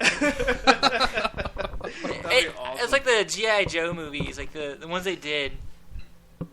And it feels kind of like what a kid would come up with the movie. And I love those live-action G.I. Joe movies because it feels like what a kid would make up. And it was like there was a ninja battle on mountains. Oh, yeah. And it was just like, this is just what a kid would dream up. Like, there's no reason for any of their motives. Not at all. And it's just like, it was perfect. My favorite part of the G.I. Joe movie, it's so corny, but it's like when Cobra Commander gets rescued and you see Destro just sitting in the little tube and he just looks at him and they could easily rescue him. They could easily save him. He just turns, "You're out of the band." And they just walk away. Oh my god. I was laughing so hard. That's what I'm saying. It's just like a kid. It's just like a kid movie. Like a kid made this movie. He's straight up got his pink slip. It's like, he's like blaming him, I guess, for them not winning in the first one. It's like, you didn't win either. You're sharing the cell with this guy. And I love too, like leading up to that, because they think they captured Snake Eyes, and it's really Storm Shadow. He's like, Storm Shadow.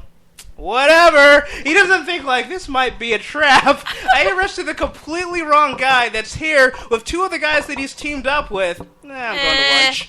You know? Lunchtime. I can do the paperwork later. Luis asked if the Green Ranger's still undefeated in MMA fights. I think he's like 1-0. So yeah, he's yes.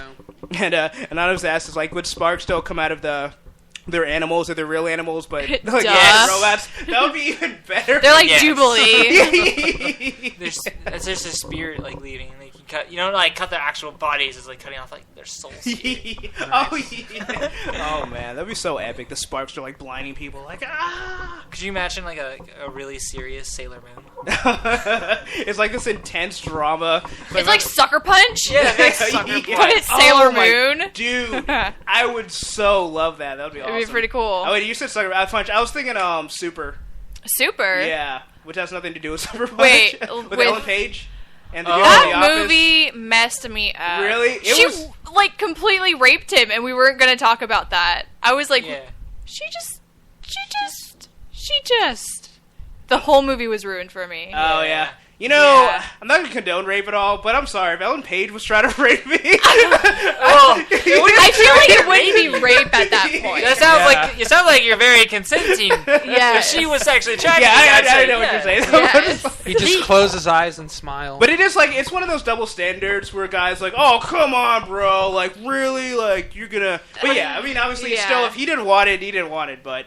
He could have been like, hey, tag me in, bro. I got this. Tag me in. He could have just tagged you in, and everything would have been fine. We could have gone on with the movie. See, that's what they should have done. So, yeah, I will talk to those screenwriters. I will let them know. I was very disappointed. And then the end of the movie, I was like, did that just... Yeah, that part, that was like, there were a few moments in movies where you're genuinely, like, shocked. Like, I did not see that coming. Yeah. Exactly. Yeah. Exactly. So, I don't know. But yeah, it was a weird movie. So bad. Yeah.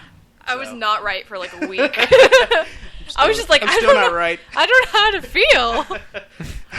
But yeah, so yeah, when you said that, I was thinking like that would be Sailor Moon. Really like twisted and amended Sailor Moon with like they're just regular girls that think they have powers, like beating people with monkey wrenches, and they actually get in like serious trouble. Yeah, they're actually. And one of them gets shot in the head. I want to see what she thinks her tiara is. Sailor Jupiter, no, we'll never fight evil by daylight. Yeah, so who that's what I want to see? Who would be like Pluto? Like Pluto actually like never like shows up. She just like hangs out. She's sitting there smoking a cigarette, right in space. She's not a planet. I don't know. She seems like a slacker. She's not a planet. She seems like a slacker. No, like a slacker. I was like, whoa. How do you interpret that? Did you just? I was just like, I never really seen Sailor Moon extensively, but I was like, I don't see that's well, I think when we had Ceremony on, she said that Sailor Pluto, I think that's the one she cosplays as. She had like reality altering powers. Yeah, so she's I always hate those powers because you change reality. Now become reality. Yeah. So you don't change anything. So if some little bitch started a rumor that she was a slut, she'd be like, reality changed. No, I'm not. Turns into Mean Girls. Now she's the slut. By the way, 10th anniversary happened earlier this month. Yay. Wednesday's Pink Day. They said Lacey Chambers a toaster with like toaster strudel on it, like as if she was still the character. I think it was like, I'm glad I invented this. Like it was like supposed to be like from the perspective of her character's dad, if toaster strudel, and they sent her a bunch of free toaster strudel. I thought that was pretty awesome. She believed it. I still haven't seen that movie, and I'm still. It is awesome. It's like, okay, like for me, okay, like you know how what's that chick's name? The one that's always getting into trouble. She was in the movie, the main Amanda character. Bynes? No, the other one. Lindsay Lohan. So Lindsay Lohan is like, she's a very troubled youth. But it was like for the longest time, like after everything that happened to her, I was like, you know what? I forgive her because of Mean Girls. Like I don't care. Right? I felt the same way. I was like, I don't even care that you did Freaky Friday. I don't care that you did the Parent Trap. There's potential. There's potential in there, and you can see it. She just and then she did, then she did Elizabeth Taylor, and I said, all of that is undone. You should be ashamed. I never saw that movie. Was it that bad? It was awful. Oh man, it was god awful. That was part of her probation. It was like, I mean, I'm not necessarily a fan of Liz Taylor, but I was like, this is kind of offensive. Offensive to Liz Taylor, yeah. Yeah, exactly. Exactly. For some reason, I'm just thinking of Liza Minnelli, and I'm just like, how do you turn off that light? How do you turn off this crazy thing? My favorite stick, so. Is it one of these? I don't know. It's your house. Liza, honey, you don't want to keep the Kitty Cats waiting. I'm sorry. It's like the best skit on SNL. It's Kristen Wiig as Liza Minnelli, and Jonah Hill is in it with her. And it's called Liza Minnelli Turns Off a Lamp. Like, that's the name of it. So I kind of consider it like funny weird more than funny haha. Because only certain people, it gets certain It's funny haha if you know Liza Minnelli. Yeah. So I showed it to him, and he was like, the fuck are you watching? I think my favorite, the one that's weird that most people don't get and why I think it's funny, is the while Kiki does this. Oh my god, that one's so stupid. It is the dumbest thing on earth. I know it's dumb, and but it cracks No, I don't even know what it is. Up. You should Google it. It's the worst thing ever. What's his last name? Kieran? It's the guy from All That. No, it's not. He's doing the singing. Okay, Keenan is singing the song. Okay. But it's Kieran that is doing the coming dance. Out for your free reading. A little bit, yes. I was going to say, Casey in the chat, she says, goodness, Kelly went very dark very quickly. Quote, one of them will get shot in the head, LOL. Well, yeah, that's the way Super is, though. It's not like Kick-Ass, where it's like, it gets over the top very quickly. Like, Super, I think Super starts out pretty dark, too. It does, yeah. It was way darker than I thought it would be. It's all darker than I wanted it to be. I think I put it on at the wrong moment. Oh, yeah. Yeah, so, you put it on, and we were both kind of having a mad day, and we're like, oh, this looks really awesome! And then, like, immediately we're like, because Netflix is like pounding in my face, like, you'd like this. You will like. You like it. Netflix pissed me off. It told me that I would like Iron Sky, and I was like, no. I have viewed 10 minutes of this movie, and I said hell no to this movie. And it keeps telling me, like, it's gonna be good. It's space Nazis, like literally space Nazis, which sounds awesome. But no, from the moon.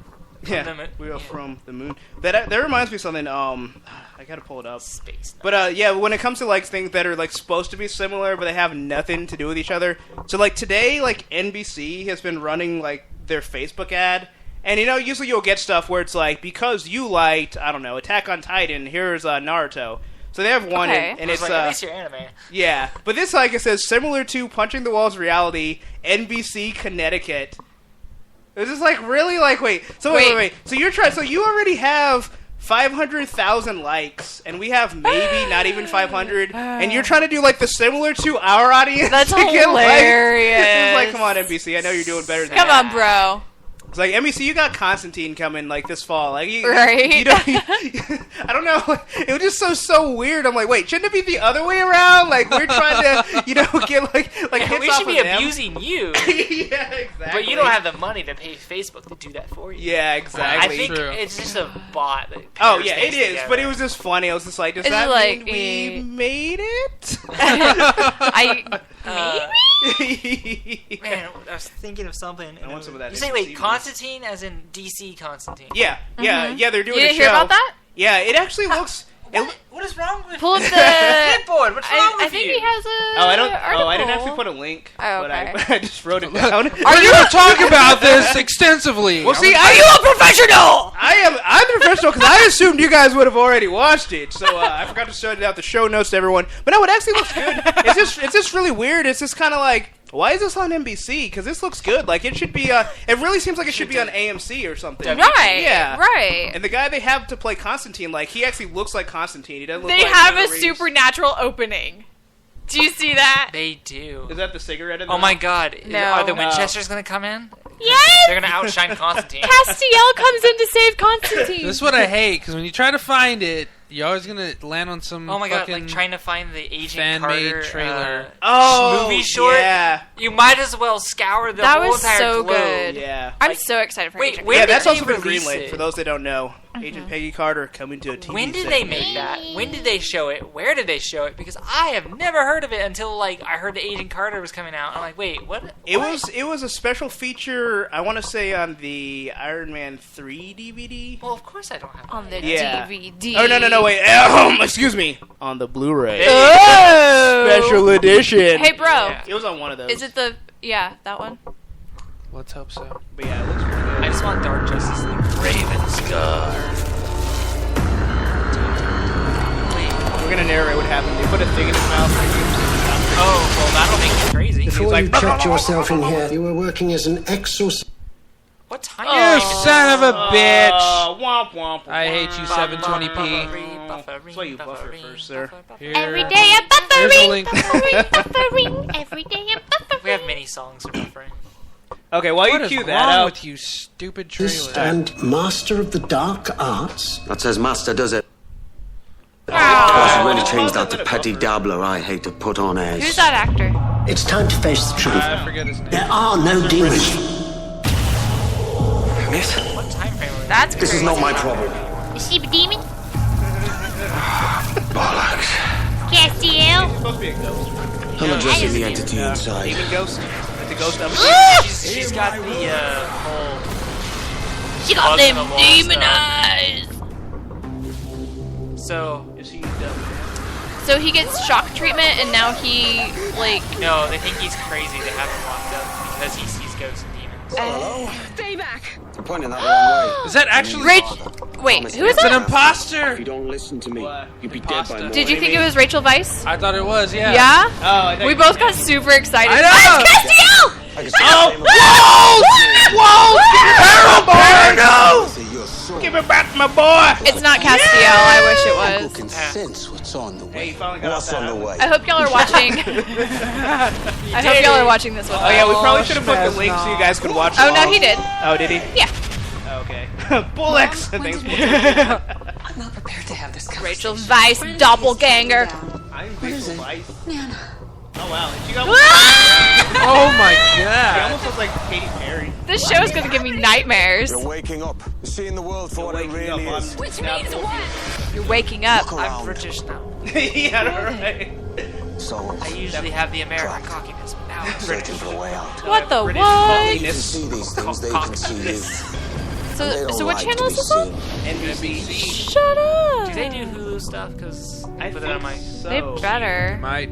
punch them on the face if they don't. ancient evil arises, your hands were turned to flame. You know, there's never modern. Oh, dude, that's the freaking doctor from Lost. Yeah, see, it's a He's lot of suggesting that it's Only not one me man. to save my soul. with a nice trench coat and charming British accent. I hope this evolves into the Dark Justice League. that would Can be awesome. send it back to hell. Dude, 7 soldiers? Huh? Huh? Cross commands you. Yeah, man. Man, this show looks so good. That's what I'm saying. Like, this is NBC. Like, they took the game. Well, Yeah. I think they have to because Holy fire. Holy Fire. I hope you guys watch Supernatural. If not, I've seen a couple episodes. Salt, and burn him. Salt, and burn him. exactly. Sam. Pie. So yeah, so I saw the trailer yesterday. I'm like, this looks really good. Like, now, looks now really I got good. more TV to watch. Thanks, Yeah. TV. I'm Well, excited. They canceled our Almost Human, so Oh, we got a that's slot right. I open. saw that. Yeah, and then Fox put a new cop show on, but this time it's not set in the future, so people will like it. Even closer to being human. It's about busting gang members up. Okay, we've already had like 20 shows about this. We had in the future cool, relatively awesome technology plus decent humor. Yeah. And you guys no one would watch it because it's sci-fi. So does that mean Dorian's going into storage? No. I have no idea what you're talking about. Dorian was the best robot ever. He was a SAS. He was decommissioned and put into storage or some shit. I love his and then they put him back into. He's not just a number and a bad haircut. He's also a cop. Oh my god. That was the robot, not the human. Wow. He was my best friend. If I was gonna have a robot, I wanted it to be Dorian. Yeah. He was awesome. All I know is Gina Carano was in that show, and that made it cool. She was like the crazy killer robot. Oh yes. Yeah. She was freaky. She Yeah, was she was she had like a scary. murder face. Yeah, I want that robot. Go forth and kill. I would have like a killer robot and just make him just do like mundane tasks. Like, hey, can you drive me to the store? Will you wash my dishes? Yeah, right. He just shoots all of them. Are they clean now? Yes. I'd make it look like me so it can go to work for me and I can just stay home and do cosplay That'd be all day. awesome. Yeah. I guess like I would just have it work. Like it could just be like a contractor and just do like different security jobs since it's a robot. Yeah. You can't die anyway. And it can bring you in money too. Yeah, exactly. Because it's a robot. What does it have to spend money Yeah, on? exactly. Sometimes It I goes to want the to strip go club robo afterwards. shopping too. Yeah. Makes it rain. Zeros and ones. Just because I'm a robot does not mean I don't have hobbies.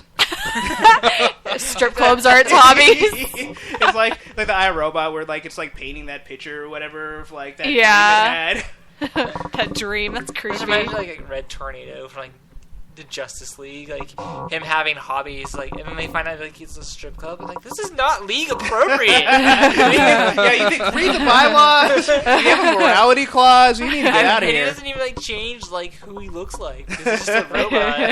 He's like, I just picture because I don't know what Red Tornado looks like, so I picture was it Beep? He looks like a Wait, robot. the version robot of from Aang. Venture Brothers. He looks like a robot version of Aang Helper. from. Helper. I picture Helper at a strip club. Helper. He's just like shooting dollar bills out of his mouth. It's just like Uno. Yeah, show her what Red Or the Tornado looks strippers. like. It just looks like gets Aang buried from in 'em. Avatar. It Yeah, does he look like does. Aang. I thought that too. Is he Aang the Lee's the Avatar? Hulk. He's an airbender Yeah, because he's he's an a airbender. tornado. Oh. He's an Like airbender. He was got in an Young arrow on his Justice. face. He's an, I don't. she watched the second season. She's never seen the first season yet. I just got the heartbreak. She just got the heartbreak. I think The we saw the feels. last like couple episodes of the first season. You saw Red Tornado, but it was like Yeah, I never know what like. I know I've seen him. I just never remember what he looks like. yeah, I always remember he's red, but yeah Red Tornado. I love superhero names because sometimes they're just ridiculously spot on. Oh yeah. Green Arrow. He's a guy who shoots green arrows. the robot. Batman. He's a man who dresses like a bat. We're doing good. We're good. I love how, like, in the first episode of Young Justice, when they're trying to figure out what what was it now? I think it was like they're trying to figure out what Green Arrow's sidekick's name was, and they're like, his name's Speedy. And it's like that. No, that's not it. That doesn't make any sense. Like they thought he was That's Kid Flash. Yeah, Flash is psychic. No, that's Kid Flash. Yeah. I love, it's just like the random people just like commenting on it, like, no, he can't be Speedy. That makes no sense. Speedy doesn't make any sense for Yeah. a sidekick name. Was he of like Green really Arrow. fast at loading arrows, like, or is he just really like mediocre? I don't at it? care because his It's name one of is those nicknames that just doesn't make any fucking sense. At least it's better than Aqualad. I'm sorry. Like, the whole time, because I never had seen that guy before. Like, okay, Aquaman's got a sidekick. That's kind of cool. Maybe he's like Aqua Dude or something. And then it's like... Aqualad is better than Aqua Dude. Yeah, Aqualad's a lot better. If he was a bro, though, because imagine, like, Surfer Aqualad. It's like, hey, man. Far out. Aqua Dude, man. Hey, What's going on, guys? Aqualad. Aqua Dude, yeah. So Aqualad should be, like, I'm really, a dude. like... He's a dude. She's a dude. Because I'm Aqua Dude. I think Aqualad should be, like, really posh. Like, oh, yes. Oh, With a yeah. monocle. Yes! And a bespoke But tweed I jacket. did love his character. His sidekick name was stupid. We should just have called him like Captain Kick-Ass or something. Because he was pretty sweet. Yeah. I do love Helper and Venture Brothers. What's Blood Blood Ocean 07. Blood what? Blood Ocean. Oh, it's just Helper and Bitch. Blood Brothers. Ocean. It's hilarious. Is that what that says? Yeah. I need to get my eyes Blood checked. Ocean Seriously. 07. Let's get some bionic eyes. I read that they actually made those for blind people. Bionic eyes. Yeah. Get some monocles. And you still can't really see that well. Like you can just see like light, so you can distinguish stuff. But so you're like Daredevil.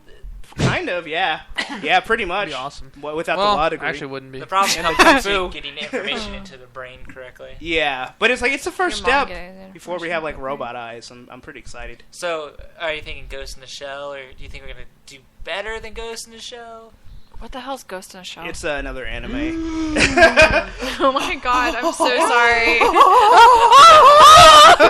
We just did the eyebrow thing for anyone that can't see. But people just download their bodies into synthetic bodies. Like, yeah. There's a few organic people, and they call them like silly names like flat skin. I really think you should stream this. You should stream this on a video so people can see your eyebrow dance. Yeah. Okay.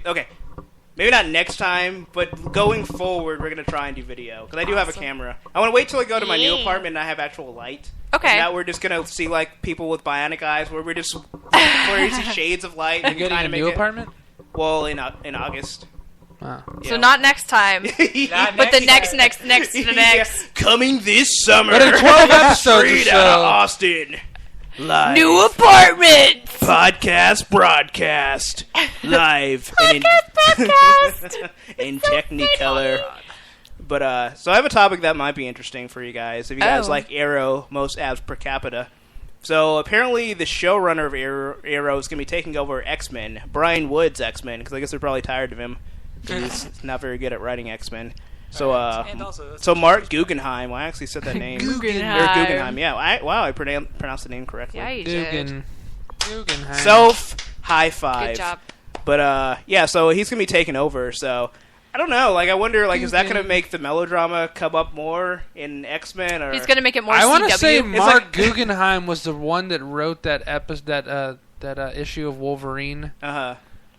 With Nitro. Oh, please! I hope not. I'm pretty sure. I want to say that was Mark Guggenheim. Okay, so to fill in people that don't know, so years ago in the Marvel Universe, they had this thing called the Civil War. Yep, so, Luis confirmed it. Oh, thank you, Luis. Wow, Luis, thanks for been in. We haven't even heard from you for a while. But yeah, okay, so they had, like, I think it was only a side story. It wasn't even part of the main Civil War. But basically, Cap and Iron Man. It was a tie-in. Yeah, okay, it was a tie-in. They're fighting because Cap's like, registration of all superhumans is bad, and Iron Man's like, shut up, I got an iron suit, and punches him in the jaw. And that's pretty much the gist of the whole thing. Yeah. But one of the side stories, like, Wolverine's trying to, and the whole cat list is like Nitro detonates himself and blows up Kansas. And everyone's That's like, right. And everyone's like, a soccer mom changed Tony Stark's mentality on life. Oh, yeah. That's what drove me nuts. Is that this soccer mom? I can tell. Just like, a soccer mob, dude. Like it was like the awful like something bad happened. So therefore, every inclusive thing is wrong. It was a city in Connecticut! Is what Bubble says. Yeah. Oh, well, I guess Luis knows. It's like that's the New his York, hometown. the New You're Warriors. like adding Kingdom Come to that's why I was thinking Kansas. That's what it was. The New Warriors were fighting Nitro and I think a couple other villains. And Nitro blows himself up and destroys like a whole school of kids and stuff like that. Yeah, and the soccer mom gets all pissy at Iron Man for not stopping the dumb heroes for doing dumb things. You know what the funny thing is? Right after I said Kansas, I was like, somehow people cared because they're like, oh wait, that's where Kansas is, where that huge like mushroom cloud is. Well, but no, it's just one of those states where like most people don't really ever think about. You know? It's the center of the United States. Until you realize there's They make your airplanes. Until you realize there's you go right over it all the time. I go around. And then you realize there's a huge you. corn shortage and corn costs like $5 a pound. And then you realize Kansas was that much more important. You know, the fact that you mentioned that makes me hate Kansas even more because of the corn subsidies that the government pays. The reason why we have corn in every damn thing. You should read The Orbivore's Dilemma. Saw it on Stephen Colbert. Herbivore? Yeah. What's an herbivore? Shut You should realize that Kansas is not the I'm sorry, leading what's corn an producer. herbivore? Kansas is the leading wheat producer. Oh, are they? Weed? Yeah, they do Weed. Yeah. They're right next to Colorado. Who do you think Yeah, Colorado's right. going? Let's go Aqua Dude and let's have a party. But anyway, my whole point is, so Wolverine's tracking down Nitro, And he's like, all right, I'm going to take down the guy who took down Connecticut because, we gotta get our vengeance. It doesn't make sense. He can just blow himself up and then get away and then come back later. Well, okay, that's pretty much what he does. Okay, that's what should have happened. If a competent writer wrote this issue, that's what should have happened. So he blows himself up. Wolverine is blown into, nothing but his animated skeleton survives. You're thinking, okay, maybe he's going to somehow survive and come back later and, later in the series. Somehow, maybe. No. 3 panels. It's literally one panel is the skeleton. The next panel is him with a little bit of skin. Like his circulatory system, basically. And the next panel is him fully formed. Like that. Well, near fully formed. Yeah. I hate that passive healing factor. That's just crap. And he literally is talking through each panel, like Skeleton Wolverine. He's just like, my version of a hat trick. And it's just like, what? That doesn't even make sense. I'm not even sure he would have consciousness to be able to even think these, for an inner monologue. I like the Wolverine that can be knocked out. He's gonna animate his skeleton. You're not gonna punch through his brain or anything, but you're gonna his brain's gonna rattle around. Imagine the hematoma you would get from rattling around inside a metal brain. Yeah. Not only that, but okay, he got blown up by Nitro. Yeah, he's not coming back for a little bit. The blast, I would imagine, would at least heat the adamantium up enough to just completely... brain. Yeah, exactly. Well, and their whole explanation, I think, was the bone marrow survived, and he came back from that. But it's a metal skeleton. How does it have bone marrow? No, it continues from that. Luis, back me up on this unless I'm wrong. Surrounding the bone. What happens later on after that whole thing? It was, I don't know if it was the end of Guggenheim's run, but it was. It should have been. Guggen. Wow. You disgraced that. They did a whole issue. It was like an annual or some shit. They did an issue on what happens when Wolverine dies, and literally to come back, he has to fight Death herself. Oh, in a bid for his soul, so that his body. Not only really can his body will regenerate forever, I guess, unless he's actually fully dead. But then, that's how he comes back. That's how he died. They didn't show. This kind of makes me go. Every time I remember reading that, and I was like, make you go, maybe the death of Wolverine will be a good thing. Yeah, there you go. Thanks for sending us that picture. Yeah, well, it's pretty much, and then when he regenerates, it's pretty much the opposite. Yeah, if you just go from if you read it like a manga. Wait a second, I've seen this picture before. Yeah. I didn't realize it was Wolverine dying. Yeah. That makes it all the more poignant. I've been trying to find the one where he comes back for the longest time. It's just so. Well, I still have the comic. I don't even know if I want. Yeah, I feel like he should be taken out for a while. I feel like you should if you manage to do serious enough damage to him, he should be out for months. Yeah, exactly. Take him a long time. You should be able to knock him out. He's just too powerful if he can heal like that. Yeah. There's nothing that can stop him. When Hulk versus Wolverine, the whole world's destroyed because nothing's gonna stop those two. He's if practically he has like a homunculus. He's like a homunculus. It's Hulk throws Wolverine into outer space. Wolverine hits another planet, jumps off that planet, comes back. What? Wolverine's like Sandra Bullock. I feel like that's the worst thing you could do to Wolverine is not try to kill him, but make it impossible for him to have any contact with anyone ever again. Yeah. Ever. Well, Gladriel in Supernatural, they I'm gonna leave you here, and he's like, kill me! Just kill me! And Dean's just nah, bro. Oh, is he the one they leave in that circle? Yeah. Yeah, I remember seeing that one. The anti-angel douche circle. It's like, you come back here! Yeah, you come back here! Come back here! He's just nah, bro. Demons kind of have a motive. Angels are just douchebags. Angels are dicks. You're not gonna say if they actually threw Wolverine into space, in the movie verse. Really? Just no, I'm saying if they did that, he would do the stupid Statue of Liberty thing. So if you do it on a satellite and just swoop right back into the Earth's atmosphere. Yeah. See, but even in that context, it doesn't make sense because he just sliced the whole fucking tip off. Well, it didn't make any sense. He would just in the fallen. Movie. It didn't make sense with the statue. All he needs to do is stop his momentum. Yeah. So if he just runs into the satellite, I think using his claws is the worst thing because it's just gonna slice through it. He's just oh! That'd be really funny. He's losing oxygen, so he doesn't have consciousness. He needs oxygen to breathe. Yeah. So he runs out of oxygen. He dies basically. Well, then he's lungs gonna regenerates, and then he dies again. He That's dies. what I want to happen. Anonymous brings up a good point. So blowing up Wolverine into a skeleton won't kill him, but shoot him with an adamantium bullet in the head will kill him. That's Marvel. So you pretty much want him to get the Prometheus treatment where he gets his liver eaten every day and it regenerates. Yeah. I'm thinking of creative ways to take out Wolverine, and it's mostly just torture. Volcano. Is it even hot enough to do? Because then he can't climb out. He just keeps dying. Yeah, the sun works too. We can have him Sentry throw him into the sun, and he can hang out with Carnage. Sentry should also throw himself into the sun. Yeah, right? I know a sure way to kill Wolverine. What's that? I know a sure way to kill Wolverine. No more mutant. Oh. Yeah, somehow they tried that once, but they're like, there's a little asterisk. No more mutants that don't make a lot. Well, we talked about this, I think, on the last episode, but they're gonna kill them off. What? I still don't. Yeah, like in August or some shit. They're gonna put a Captain America on them. Wait, who are they? Marvel. They're gonna. What are you looking at that picture? Back of Nathan Fillion's bald head with shades on. Nathan Fillion shaved his head? No, it's a crew member. Oh, okay. But yeah, I don't know. I mean, I think Wolverine dying would be the greatest thing for the Marvel Universe. Someone needs to get rid of him so we can actually have intelligent stories. The sad thing is, I feel like they're just gonna make another Wolverine-like character to fill his spot. Like maybe they're just making. They're gonna bring in Lady Deathstrike. Diggin. Yeah. They're just gonna make like the Honey Badger or something. He's even shorter and says "bub" even more. Smokes cigars that are twice the size. These are humans. Is he Bender? Yeah, pretty much Bender with claws. He's Bender, except he's got these. Oh! I was like, Bender has claws. I got clamps. He's like that robot that's always shanking people. Wait, click.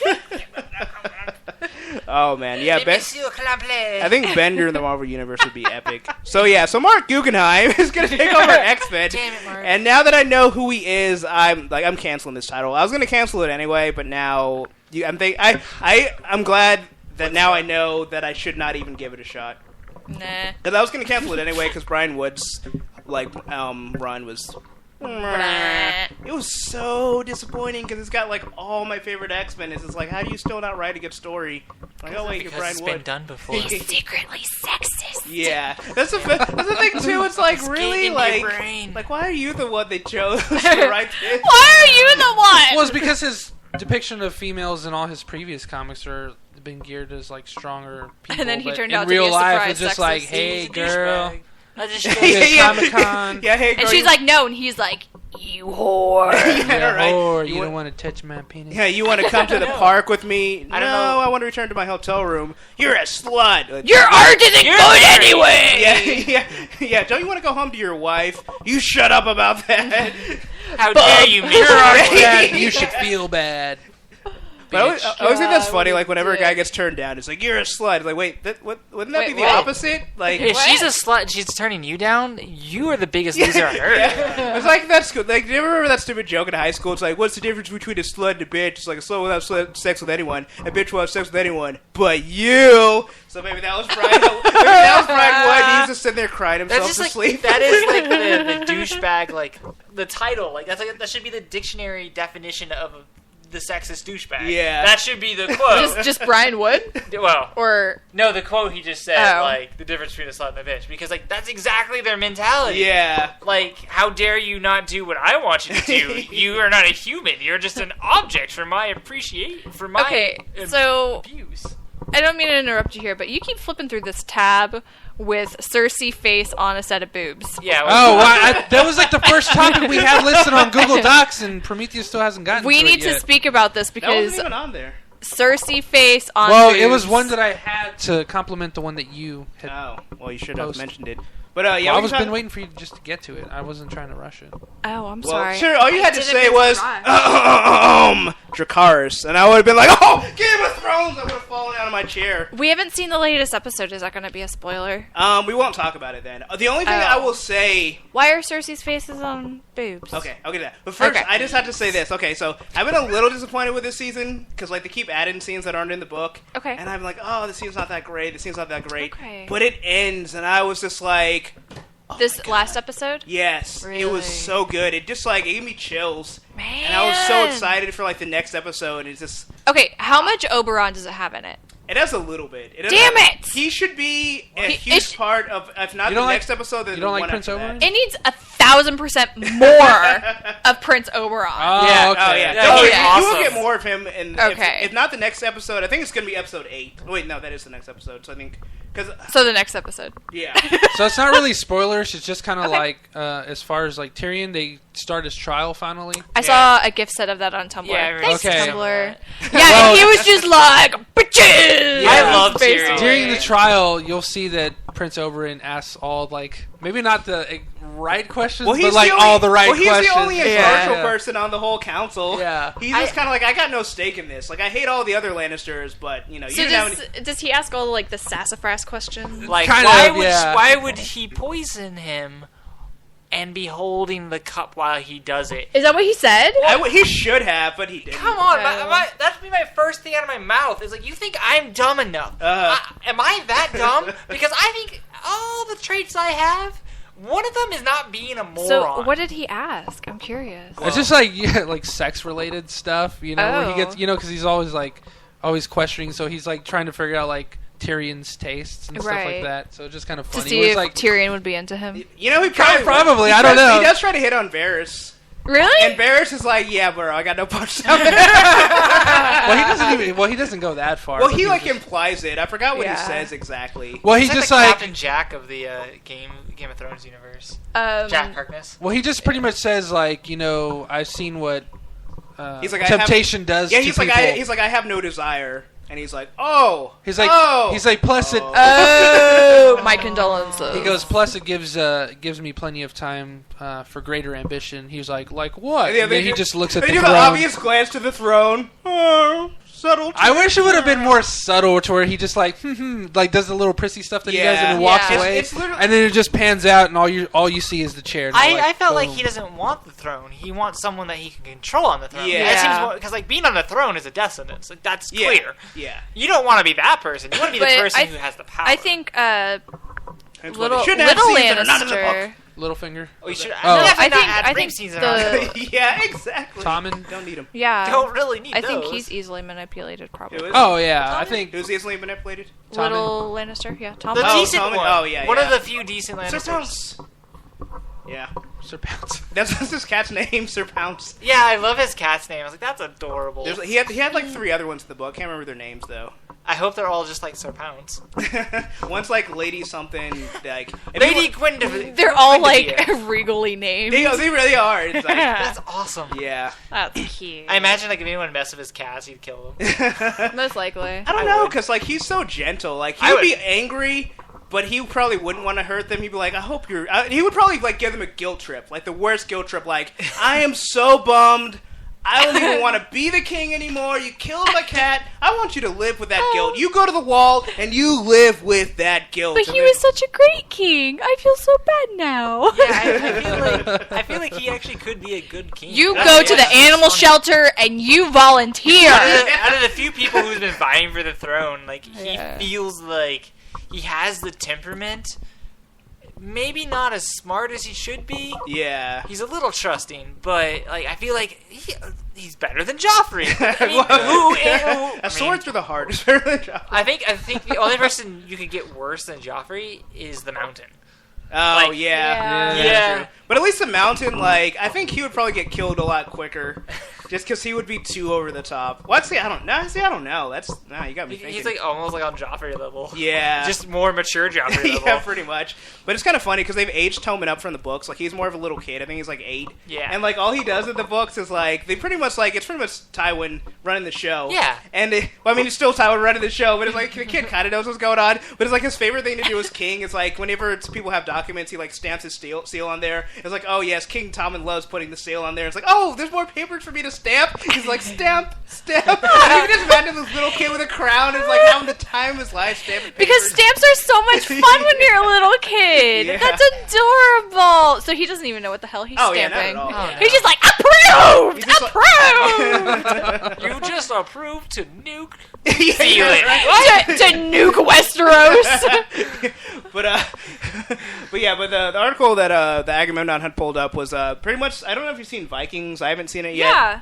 But yeah, they were kind of like shaking. They're doing the wave of the finger against Game of Thrones, and it's kind of like needless like use of sex in the show. And it's like okay, Vikings is doing that. Okay, so I've never seen Vikings as a cultural kind aspect. It's mostly like saying, hey, these Vikings like have sex in their house with their children present because that was normal, and they would have sex orgies because that was part of their religion. But okay, the brothel is part of these certain players within the story, so I think it's still valid. I mean, Oberon and everyone from Brazos? Yeah. He's a sex hound. I mean, that's right. Like they're Dorne. Right, Dorne. The most southern kingdom that's never been conquered by the Targaryens. That's right. So I mean, they're all open sexually, so it makes sense that they would all hang out in the brothel. And Littlefinger controlling people through sex and through the brothel makes sense. Yeah. It makes sense for these characters. But I feel like sometimes there's just like scenes that are just like that didn't have anything to do with plot. That didn't have to do with characters that really matter. But I don't think either did some of the scenes in Vikings either. You didn't necessarily have to have the scene where friggin' what's his name in Vikings and his wife were having sex, and then they go over to the priest and they're like, hey, we want you to join us, and he's like, nah. And they're like, nah. No, we didn't.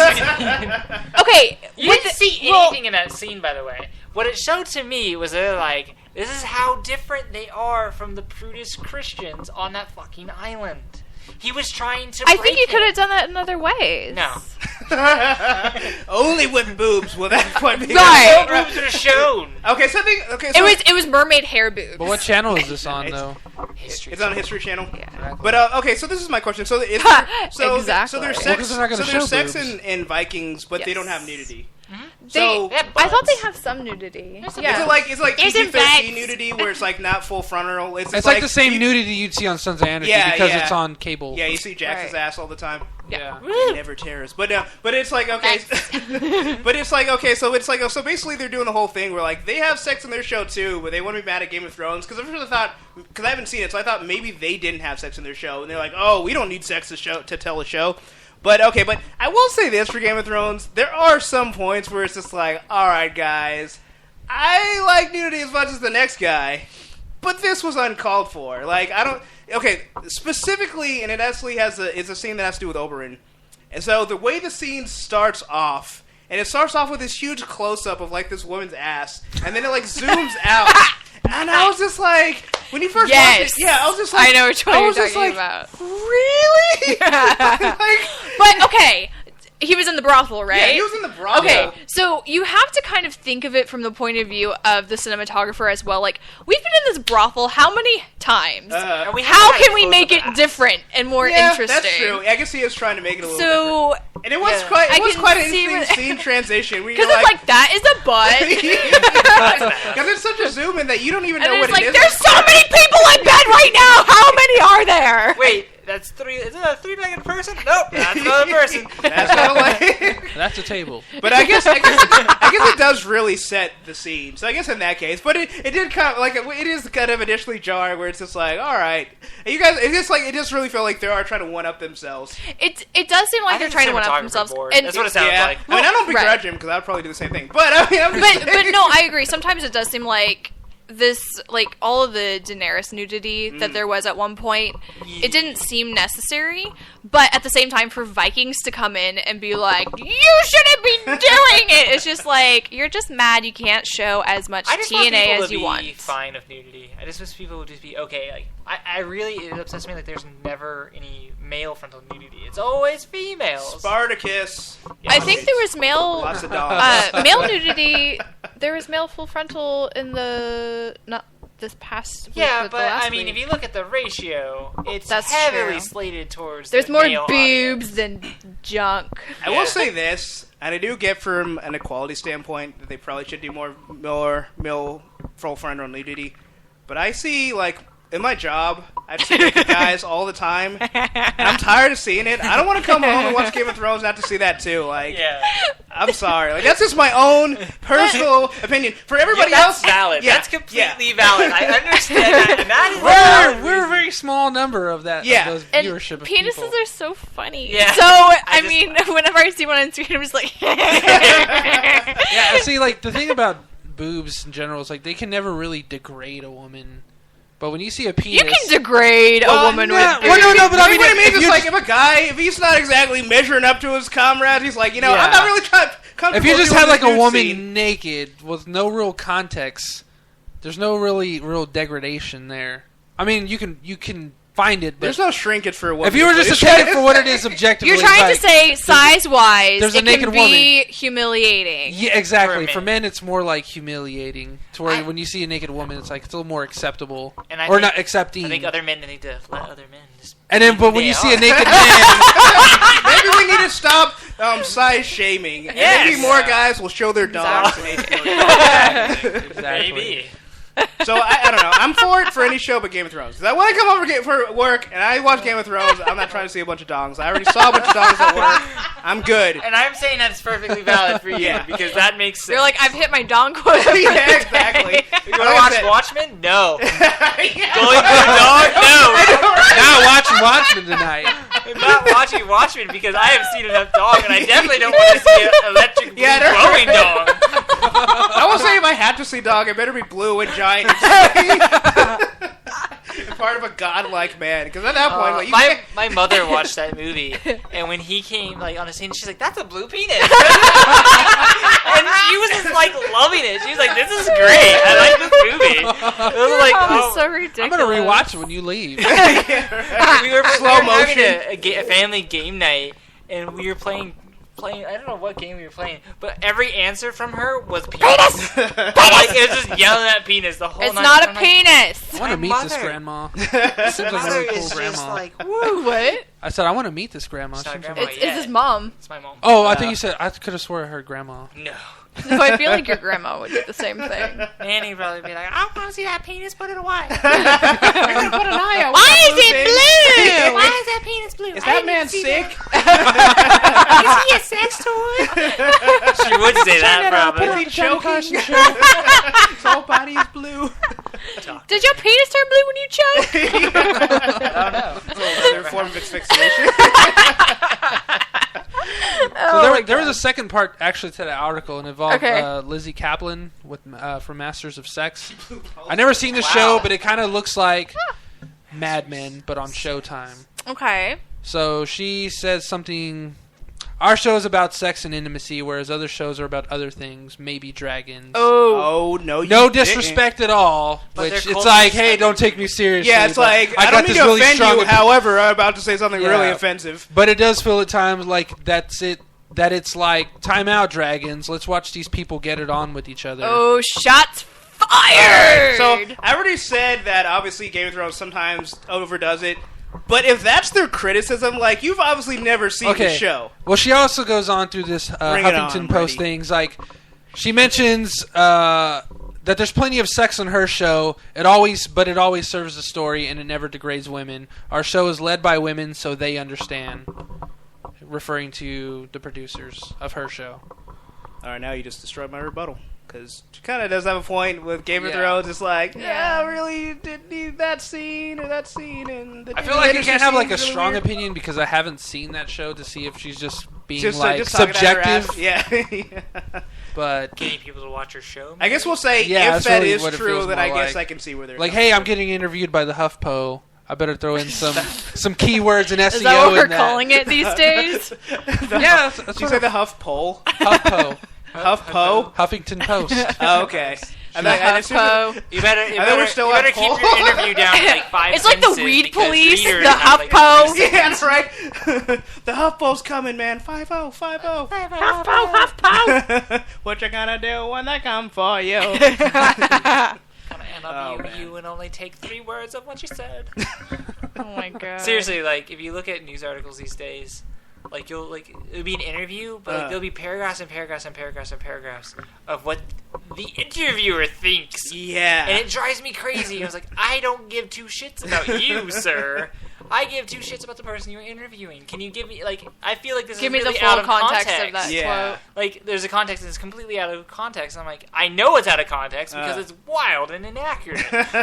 Yeah, it's funny because, especially when they repost, interviews that they themselves didn't even do, and it'd be like, click for the full interview, and then you'll read the little part that they had in there in context. It's like, oh, what they're saying wasn't that bad, you know? Oh, now it makes sense why they said that. But instead, Agman on Favorite Side, IGN, they do that all the time. They'll try and make these really outrageous headlines, and you'll read this tiny little bit of text, and then you'll click. You know, it kind of saddened me because Shack News has kind of slowly started weaning towards that. Oh yeah, and I don't catch it all the time, but there's sometimes where it's just oh, they mentioned the source, but then they don't hyperlink it. Oh, I see. Destructoid does do that still. I think you should hyperlink it. Yeah, and IGN has always done it to where they put a hyperlink, but it just goes to this half-ass made bio of whatever website they're talking about or celebrity. Yeah, and it's still on their site. Yeah, it's just a cheap attempt at sourcing. I don't read getting more views and stuff I use like that. Flipboard a lot for a lot of my news, and whenever I see an IGN article, I just skip it because I think they're complete shite. High five. Yeah. I agree, but I still. And and also, it takes 60 years to load their website. I'm still waiting all those on this ads, break. I'm sure. Yeah, they're just trying. I don't like them. They're the new age of yellow journalism. Oh, burn. I have since switched to Destructoid and Mary Sue for a lot of my news. Yeah, they give some, and they link full articles of from CNN. They're basically stealing it. Yeah. But they hey, we referenced them, but we're just not putting a link to their shit. Yeah. We're gonna take their video and then we're gonna put it on our YouTube link, and then you can click on that one. Yeah. And that's what it is. So they win either way, but they lose in credibility. Yes. I guess I was going to say they win in money, but they got bought out recently. So I guess even then. Well, put it this way: IGN was bought by News Corp. Well, there you go. Maybe 7 years ago it all for makes sense now. to the tune of I want to say what does $6 billion sound like? It was 40 million. It was 40-something million dollars. I'd sell it for that. And then News Corp turned around because IGN sucked that much balls. They couldn't barely even get PSPs. 4 million when they sold it to some millionaire dude. I buy monocles for more money than that. I mean, that's still a lot of money to sell for, but the fact that that's a lot of money for their income bracket. Now when you got NBC, but when you bought it linking you to get clicks. When you buy it for $40 million, you expect to be able to sell it for much more. Oh right? yeah. That is a huge downgrade. That is a massive. A lot of depreciation. Yeah, you just lost $40 million on this deal. At that point, they're just I will pay you to take this off my hands. I could have written them a check. I'll give you $5. Give me IGN, I'll make it profitable again. But yeah, they're pretty awful. I get a lot of my gaming news from this. It's really the startup, and they started up just focusing on PlayStation games, and now they do everything, and they have really interesting opinions. And I can't remember their name, but they're really good, and then they're kind of starting to slide towards that again. And it just seems like the only way to get ahead is to be kind of sleazy. You have to sell your soul for But I don't know. That to me, that's the beauty of Destructoid. Where it's okay, you look at Destructoid, and they have a lot of ads and stuff because that's the only real way you can make money in that kind of industry. About selling that yay. Well, you can sell that yay, but I mean, it's not going to look good on the. It's not going to look good for the IRS. That's all I'm saying. More, you're still selling yourself morally. I don't know why I'm taking that comment seriously. Why am I trying to justify the sale of cocaine? Pushing keys. No, but I mean, but then they. I just imagine keys, regular keys. What happened? Where did you go? Someone actually shoving Alicia keys. Have you made me sad and angry. I've listened to. Have you ever pooped out a key? No, but dice. Kilos, man, kilos. I know. And then they sell, you can sell subscriptions, so you're paying, I don't know, $15-20 a month, just so that you can go to the website ad-free. And, you know, if you really support the website, then, yeah, yay, go you. But at the same time, it's just kind of like, why would your people have to do that anyway? Why not pay $20 for... Well, that's what I'm saying. Kind of money. Yeah. To pay for a website that I might visit once a week? Yeah, but even if you went there every day, it's like, are the ads, like, do people hate ads that much? Like, the ads that make noise infuriate me, but in general, like, I kind of, like, don't even look at them anymore. What's really interesting is, like, there's this really big paradigm between ad blocking and how bad the ads have gotten. The more ad blocking there is, the worse the ads have become because there's less people viewing the ads. And so, like, I didn't have ad blocker on. I usually take them off certain websites because I will support that website by viewing the ads. Like, Weird Girls is greenlit. The YouTube is greenlit. You know, I have a bunch of greenlit. Like Mary Sue's greenlit. Yeah. You know, I'm trying to give them money when I can. Yeah. But I'm not going to go click on things so stupid. Well, and here's on the other spectrum. I think that's how it works. There's a website called Event Hubs. But those have viruses. And they have like some tracking detection for their website that if you go there, I don't have ad block or anything, but if you go there and it detects that you have ad block on, this little thing pops up.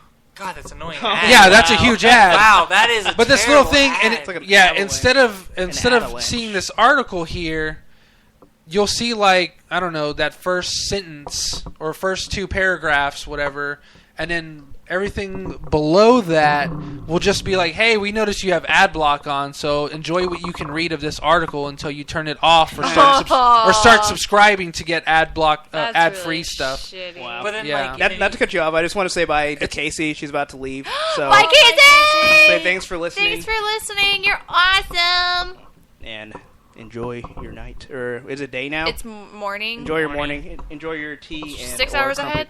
Yeah. So to me, Event Hubs is like the extreme spectrum. Like, well, if you're, you know, obviously you don't support us if you ad block, so fuck you. So you're gonna come to our website, we're gonna alienate you to where you're not only gonna not be able to read our stuff until you turn it off, but then we're gonna put this little pretty much politely F you message.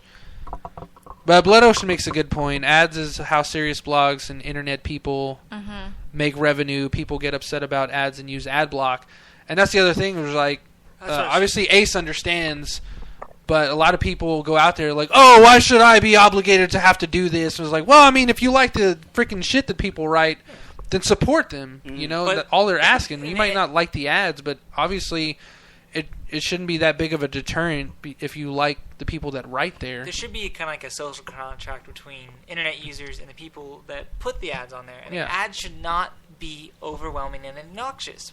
But they became that, and so people have begun to block it, and they've become even more obnoxious. Yeah. And so it's like, it's this really terrible idea of like, you kind of need like a contract to be like, hey, don't F up my website. Websites have gone under because people started using ad block. Oh, yeah. Yeah. People had kind of like simple ads going along, you know, just things on the side, things over here. You know they're ads, you know what they are. Yeah. Those are not the problem. It's the ones that come across your screen. Yeah. The ones that have sound on them. Forbes likes to play their own like video, and even ad block doesn't block it. Oh, that And sucks. so like I wrote a little piece of code to block it for me. That's how bad it that was. Forbes. That's how bad it was. Wow. I got mad. But they make you work for it. You know? Hey, Somebody's I going to was block at us. work. They're going to earn it. I want to make one of those videos. Like, remember when they're doing that in the movie theaters where it's like, if you pirate movies, then the key grip isn't going to get his salary. Like, I want to do that. It's like, when you use ad block, it's like,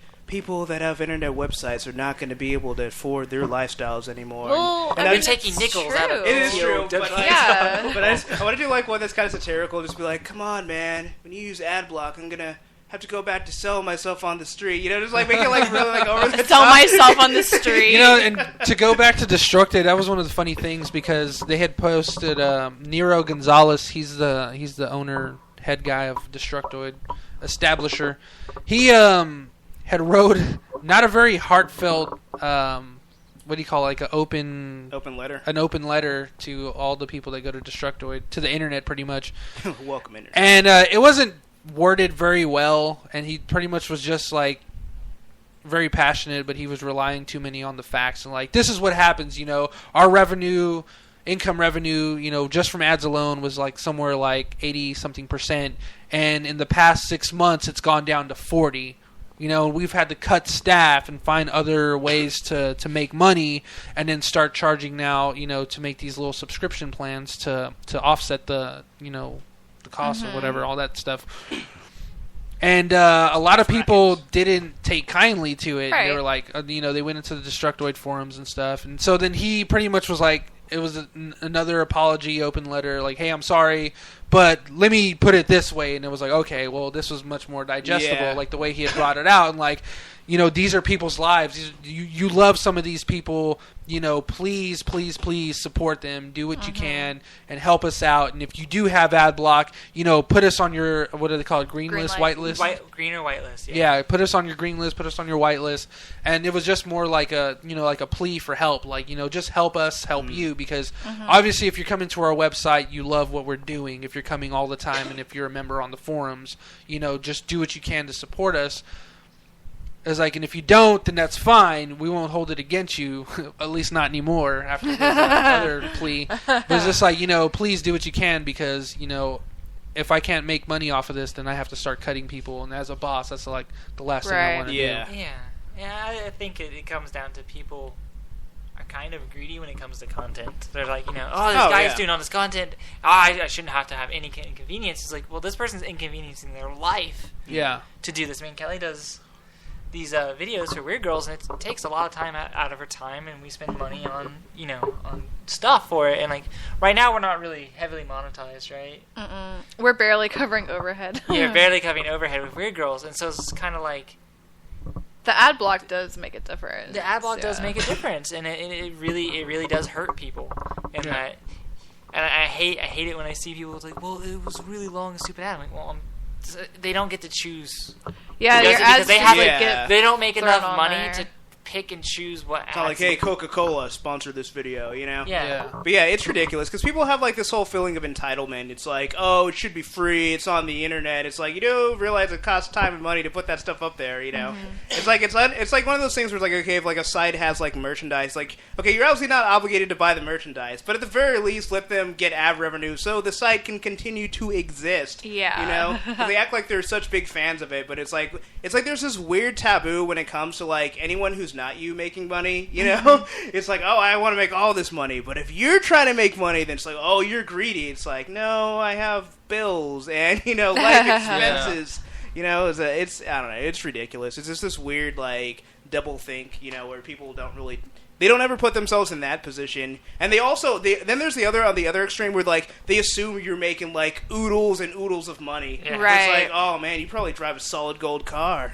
Like, Blood Ocean is mentioning that YouTubers, which I don't know a single YouTuber that uses YouTube as their main income. They normally have multiple jobs. You might not know about them because YouTube does not pay what they used to. In order for a YouTuber to make what they did, you know, even a couple of years ago, they have to make twice as many videos, or they have to, you know, get that second job. So YouTube isn't even paying them as much as what they were making even a couple of years ago. So yeah, I'd be pretty upset about that too, you know.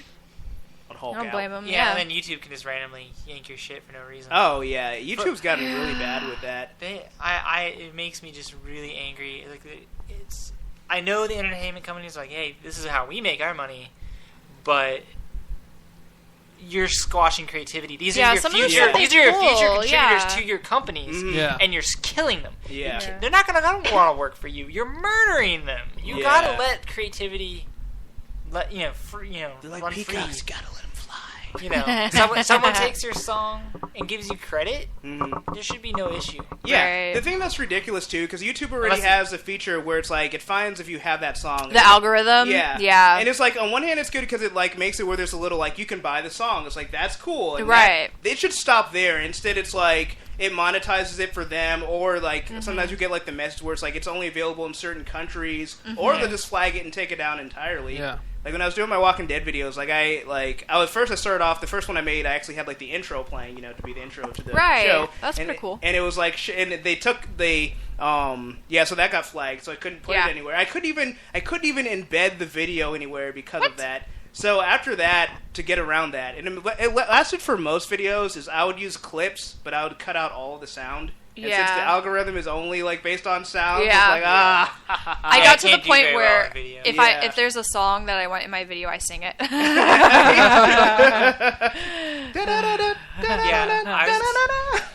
was in a film appreciation class, and we made this mashup of these movies.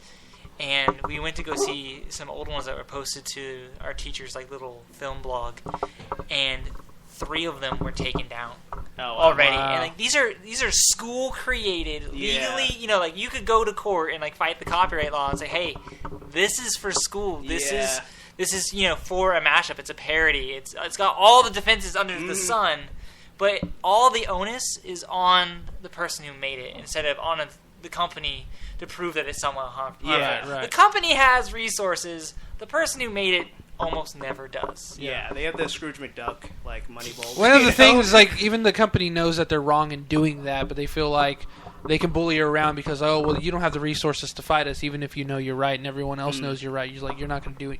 There's nothing you can do legally. Yeah. I mean, there is, but financially, there's nothing you can do But good luck. But there's always hope in the future that maybe we can somehow change the laws to be more friendly towards creators. Right. So then there's, I know there's it used to be called the Game Station, then they changed the name to Polaris and made a whole new YouTube channel and stuff. But they had like 70 something, maybe 74 YouTube channels under them. It was just a collaboration. So there was what's her name, Dodger, PewDiePie, Tobuscus. I can't remember some of the other guys. And Total Biscuit, a bunch of those, like a lot of big, gamer identities, all under one banner. And then when that whole content clause thing happened a couple of months ago, where a lot of people's videos were getting yanked down just over some like menial shit, the companies that were supposedly involved were not even involved. Yeah, like Capcom and Ubisoft, I think were a few of them. They were like, "Hey, we didn't do it. That was all YouTube guys." Yeah.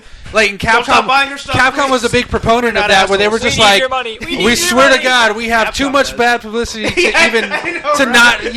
We get enough bad publicity on our own. We don't need YouTube's help. We had nothing to do with this. We love all the people that make videos for us. You don't even need our permission because we will. That's how much we won't fight you. This isn't us. We'd talk to YouTube, and a lot of these people's videos got reapproved. I just have this like mental image of like Capcom, like HQ, like their boardroom, and like when they got that news, like have you ever seen like a bunch of chickens just running around? Yeah. Like that was all their board members. Just like, I imagine there's like almost like a Bruce Wayne. Where did they do? Who's in charge of that?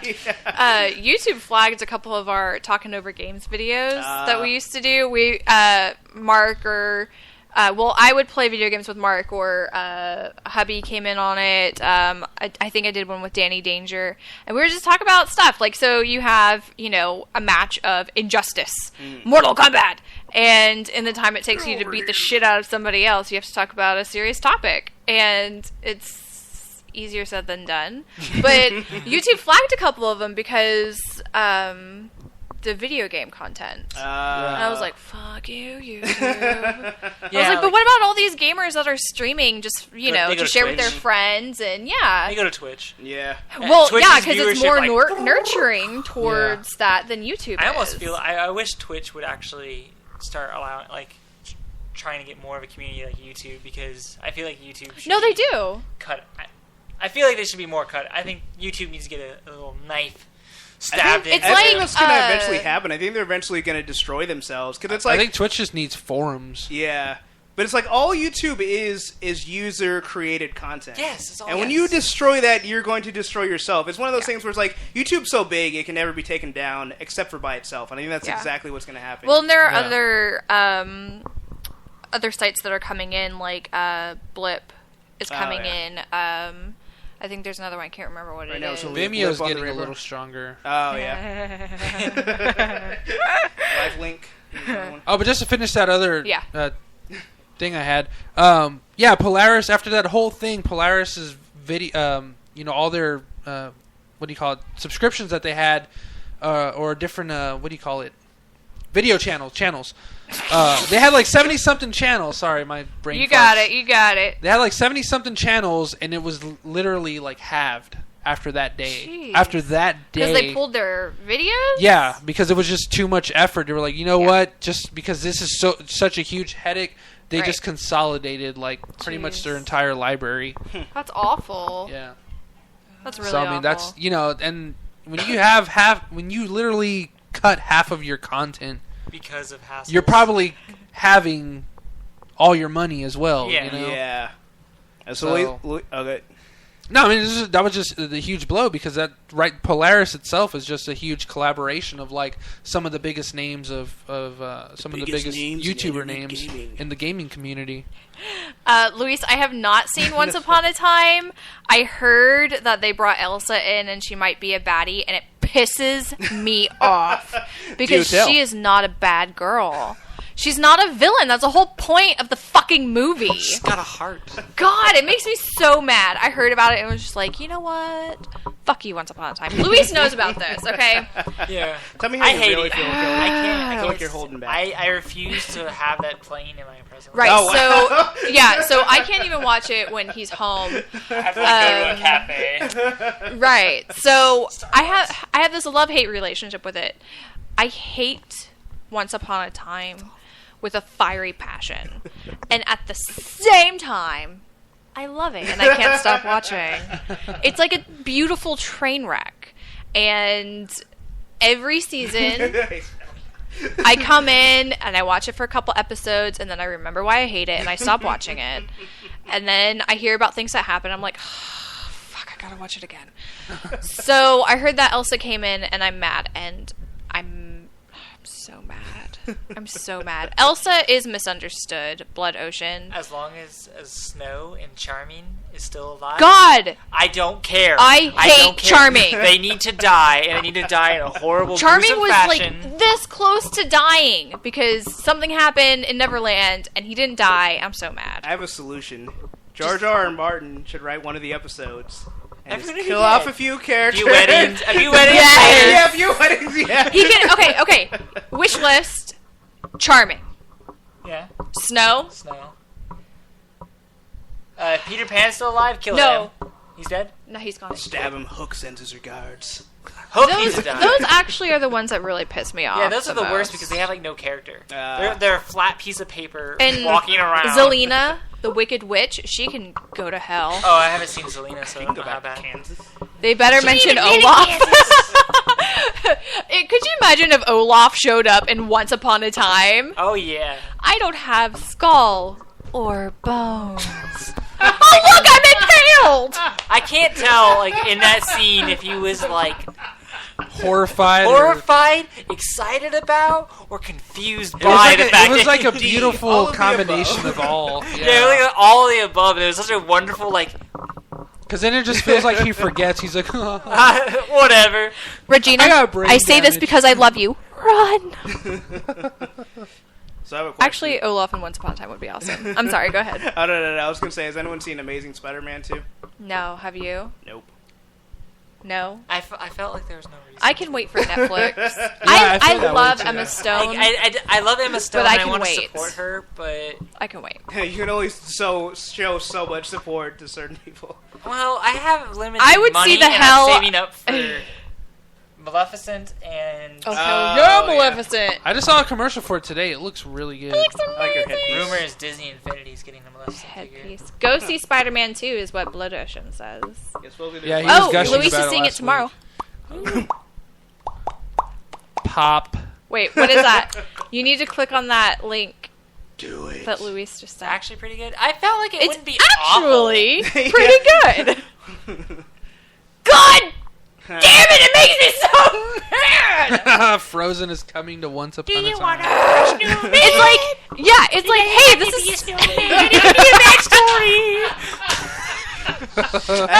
I still have not seen Frozen. That's good. It seems so polarizing because some people love it and some people seem to. I feel like the people who hate it are like people who really love the old Disney movies, and I hated the old Disney movies. Yeah. So like I enjoyed this a lot more because I felt like it had a sense of itself. And then there's the people that like misinterpret it as like "Let It Go" as like that's subliminal message that it's okay to be gay. Yeah, I remember is okay to be gay. It is. Saying, like, what? That's fine. They were saying like because like the whole thing I guess with them the true love is their sister. And somehow, somehow that's incest. Yeah, but that's I know. Incest, but somehow, in their crazy brains or lack of brains, go back into your spider hole. Incest isn't the big deal. It's the gay love that's the big deal. When you think about the messengers, the incest are like, hey. Me and my cousin love each other, and it's okay under the Lord because I'm a man and she's a woman. It's like taking "Let It Go" like way too literal. You know? Yeah, I don't even see how you. I don't even see. God, it was so easy to see. No. Yeah, it's just like the Christians that give Christians a bad name. Yeah, like those ones. I don't even see how you actually got a flyer in my. I actually got a flyer in my mailbox for like a. Laughing and being sad for them. I guess there's a church close by that they do like movies every Sunday, and then they like promote like talk about the movie and how like you can interpret like the positive parts of Christianity within that, or like what you can take from Man of Steel. Yeah, that's weird. That's cool. Well, no, it's Man more of like it's trying to. Yeah, but they had Frozen on there when too. you feel like you're gonna snap. Don't. I mean, the whole thing is love your family. Yeah, well, I mean, I think they're trying to take like the positive, like what you can take, like what positive comments you can take from positive messages. Sister love is better than boy love. Yeah, I mean, I think you should love your family a lot more than just a random person you met the other day. Boy love or brother love? Brother love. Oh, wait, we're getting Greek here with boy love? What? We're getting a little incestuous here. I remember watching Frozen. I was just like, I wish my sister was here. Oh, sister love. The feels. But anyway, I don't want my sister there. No, not that my true love. I don't think I would have saved her, to be honest. That's awful. I would have been like, eternal winter for this place. I guess that the cold never bothered me anyway. That just means get a coat. Get a coat. Get a coat. It's like, hey, winter's coming in Game of Thrones. They seem fine. I mean, the occasional murder. The White Walkers. The White Walkers seem really content. They don't seem like they're bothered at all. Very like. Speaking of which, planned. What did you think about the baby being turned into a White Walker? I knew that's what they had to be doing. Right? Okay. So first of all, it's not in the books. So it was in in a good way. It was like because when they take the baby, I'm like, where is he going with this baby? And then when they do the zoom out scene, it was just him on the horse. There's something about ice. It's like, where is this going? And then he goes to that little ice fortress, and you see all the other dudes in the hoods. No, you actually just kind of see. You don't see dudes in the hoods. Everyone's blurred out in the black. You can tell they're just. They were in the hood, is what I meant. Yeah. In the hood. Are you talking about the book? No, it's in the show. Oh, okay. Yeah. Well, either way, but I mean, they're you just see their silhouettes. Mysterious or whatever. figures. Yeah. There you go. Yes. Mysterious figures in the ice dungeons. But anyway, yeah. That bothered me the most. What? I want to know who they are. It's just. You'll find out. You'll find out 3 seasons later. No worries. It's not even in the book yet, right? Yeah, they didn't even reveal what they were doing. Yeah, they haven't even got there. They just skipped ahead. Yeah. What is the whole point of having the White Walkers if you're not going to address them in your damn books? Well, no. The White Walkers are in the book, but that scene itself with the baby is not. Because how would you get it in the book? It's none of the main characters are. No one would be like. And then I saw the White Walker turn the baby into one of them, and then it stabbed me. Yeah, maybe Jon Snow's doing some, Jon Snow is scouting. Actually Bobby Iceman. Bobby Iceman. Luis. That night, Luis got that much jealous. The only way it would work is if Melisandre saw it in the flames or something. Oh, yeah. Because that's the only explanation. But anyway, I thought the that scene was really cool. No pun intended. But I was just are they eating the babies? What are they doing? No, I figured they were using them to breed because it's the only thing that make sense. If they wanted to kill babies, they would just kill. Yeah. They would just kill. I sense tingling. Wait, that's frostbite. My frostbite senses. Warm water, please. But that was really cool. I mean, that was the highlight of the episode because I was a little bit disappointed with it. And it was just for, like, really nitpicky reasons. Okay. But it's just like, all right, Jon Snow is coming into his own. I never really liked him that much as a character, except for this season. He's all headstrong. He's all confident. It's like, man, yeah, Jon Snow is a badass. Like, he's going to command. Yeah, it's like, I would follow Jon Snow over the wall. The previous season, Jon Snow, like, nah, I'm staying here. Me and the other weird girls had a moment, though, when Jon Snow came on screen. We were all like, hey, Jon Snow. Haven't you seen you in a while? Have you seen that combination? No, so what? It's him from the Pompeii movie. Hey! Really? Yeah, he's gonna make a cameo on Arrow.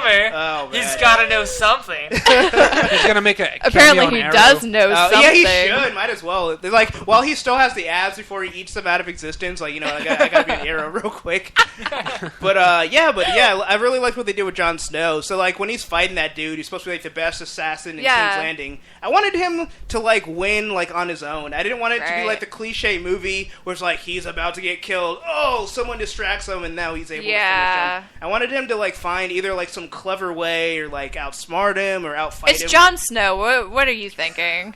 My expectations were set quite high. Or even Ghost. If someone was gonna say him, I thought it should have been Ghost. Ooh, rip his throat out! Ghost just straight up. We need more dire wolves. Yeah. Oh, definitely. Oh, the world needs more dire wolves. I want to ride a dire wolf to work. How many have died so far? Like 3? Let's see. Robb, Sansa's. Those are the only 2 that have died. Oh, really? Arya's is not dead. I hold out hope. Nymeria will someday return. I hope so. Well, okay, in the books, it's gonna be like one of those things where it returns and you're not gonna know like what it is. It's like it's a dire wolf, and unless Arya's there. But I think she's doing pretty well for herself because I mean the Starks without the wolves tend to die. They die or they're like in really crappy situations. Yeah. So I don't think she's in that bad of a situation. I mean, considering. Yeah, all things just as lost as she is. Are they gonna meet up in the Vale? Maybe it'll just show up in Bravos. Like, yeah, wait, no, whoa, it's just how'd you get in Bravos? But in the show, in the book, there's like rumors about like a giant wolf leading like a pack of wolves, and like every now and then, like people will get like attacked by a giant wolf, and like, and also in the books also, all the Starks are wargs. It's not just Bran. Like, they all have it, but it, like, wargs, like, they're able to go inside their animals. Oh, really? It's not as prominent. Yeah, but it's like, they don't know that they're doing it. Like, they dream and they think they just have this crazy dream of being a wolf. They're like, man, that was crazy! Yeah, but really, they're actually going inside the wolves. So that makes more sense of my theory that the Starks are intrinsically linked to these wolves. Oh, yeah, they are. Well, okay. Also in the books, and not mentioned the show. So, when they mention, like, the Children of the Forest in the show, they barely talk about them. But in the show, someone makes like a comment that the Children of the Forest sent the wolves to protect the Starks, and that's why they've literally protected them up until when they got killed. Yeah, they usually get detained or killed. Yeah, almost the same moment. Yeah, because they couldn't compensate for cages. Yeah, right. But like, damn, if only dire wolves had opposable thumbs. Well, maybe the rumors of the dire wolf leading wolves is like foreshadowing. Yeah, Arya bringing the pride back to Winterfell. Yeah, I assume she's going to be the assassin. She's going to be the true king of the North. I want her to North. just be a crazy assassin. Yeah, I've been waiting for that since day one. Or queen, I guess. Like, I was so disappointed with Joffrey that it wasn't Arya. You know, it's just like, I mean, it was still good, but it was just like, I wish it was her just standing there. I love his face because that still frame of him looks like he's just very insulted. Oh, yeah, he's choking. You know, when somebody memes, like one of them was just like, you're going to wear that dress with those shoes? Yeah, that's the most like, you're going to wear white after Labor Day? Sassy gay best friend. Yeah, it was good.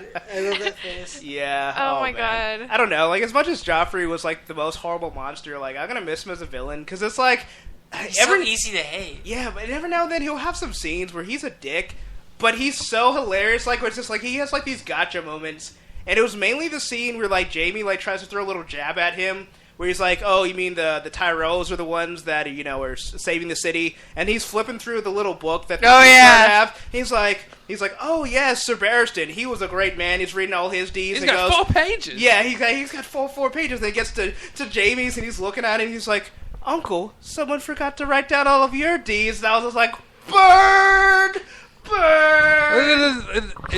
It just gets even worse because he's just like, there's still time. Yeah. And then Joffrey's just like a middle-aged man with a missing hand. Yeah, okay. And then he just drops the mic and walks away like he's done. Because normally Joffrey just likes to twist the knife. And he's just like, just such a little prick. He really is, but it's just that moment. It's like, all right. I love the moment where Tyrion gives him the book, and then his response is like the most perfect diplomatic king response. Oh yeah. And then the next 2 seconds, he's his normal self. Yeah, he's like ripping it apart. And I love how he's trying to suck back the venom. Yeah. And he's like, oh yes, this is great. All leaders need this wisdom. Well, and you could tell, like, at first he was about to, like, rip into Tyrion. Yeah. And then Tywin's just like, you better yeah, no, right. He's just like, don't embarrass us! You're the king, damn it! I thought for, like, a few moments that Tywin did kill Joffrey. Oh, yeah. It made sense. He couldn't control him. He's a terrible king. He's gonna ruin and he can control everything. the little one better. Oh, yeah. He can't control Cersei. He can't really control...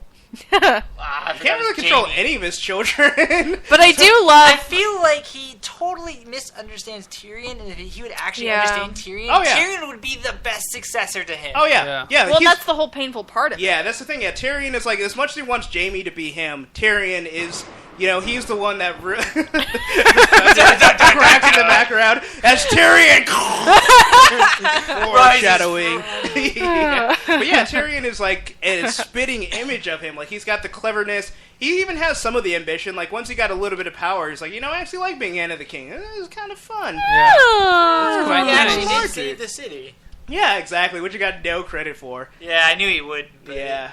But it's like if Tywin were so prejudiced against dwarves, like his family lineage that he cares so much about would easily. Oh yeah, his life would be made. Yeah, because I think Tyrion would probably kill or exile Littlefinger in the Oh, for sure. Yeah, that'd be like my first move into town. You two gossip bitches. Dead. It's like Littlefinger. It's like, how about that guy that no one trusts? Let's get rid of him. Why do we have Littlefinger? We know he has a network of spies that he uses even against the king. Dead. The funny thing about Varys, though, is like, and they talk about it more in the books. It's like the whole reason why they brought him into King's Landing is because he was good at spying. Yeah, it's like, but they never really thought about like this could also go bad for you too. You know? Like, nah, whatever. He's a eunuch. What can he do? It's like, quite a lot actually. Everything. Actually. Yeah, exactly. Yeah, when you're not distracted, you keep your priorities pretty focused. I remember there was a really interesting. I had an idea because like that whole climbing the ladder scene. Oh yeah, chaos is not a pit; it's a ladder. Yeah. So Littlefinger is like the agent of chaos. He's literally sowing chaos, and Varys is more of order. Like he tries to do things in a very ordered fashion, make sure everything's set up before he changes anything. Yeah, everything will smooth. Littlefinger's just like a gangster just going in like common people. Dead. The fail, bitch. Yeah, he's kind of uncontrollable. Like he's probably the most dangerous person. Oh yeah, I think that's what's funny too, because his whole like motivation for Offen Joffrey is like Joffrey, like the ring of that. But he's just like he's out of control. Like, you wouldn't have killed him. Like this dude's crazy. He had it coming. Yeah. Well, and also just enough chaos for him to swoop Sansa away. Oh yeah, I'm not sure. He's a little creepy. Dude, he's so creepy. He has the pedo face. Yeah. Well, he has the pedo like talk, and mannerisms, and everything. Yeah, because it's like the whole Sansa, thing. Like, you'll be safe here. Just like Sansa, creepy boat ride. Yeah. Sansa, there's only one bed on this boat. It's like, I'll stay awake the whole ride. Don't worry. I'll throw myself over. Thanks. Right. I'll go join Sir Dantos with the arrows in his chest. I'll sleep in the crow's nest.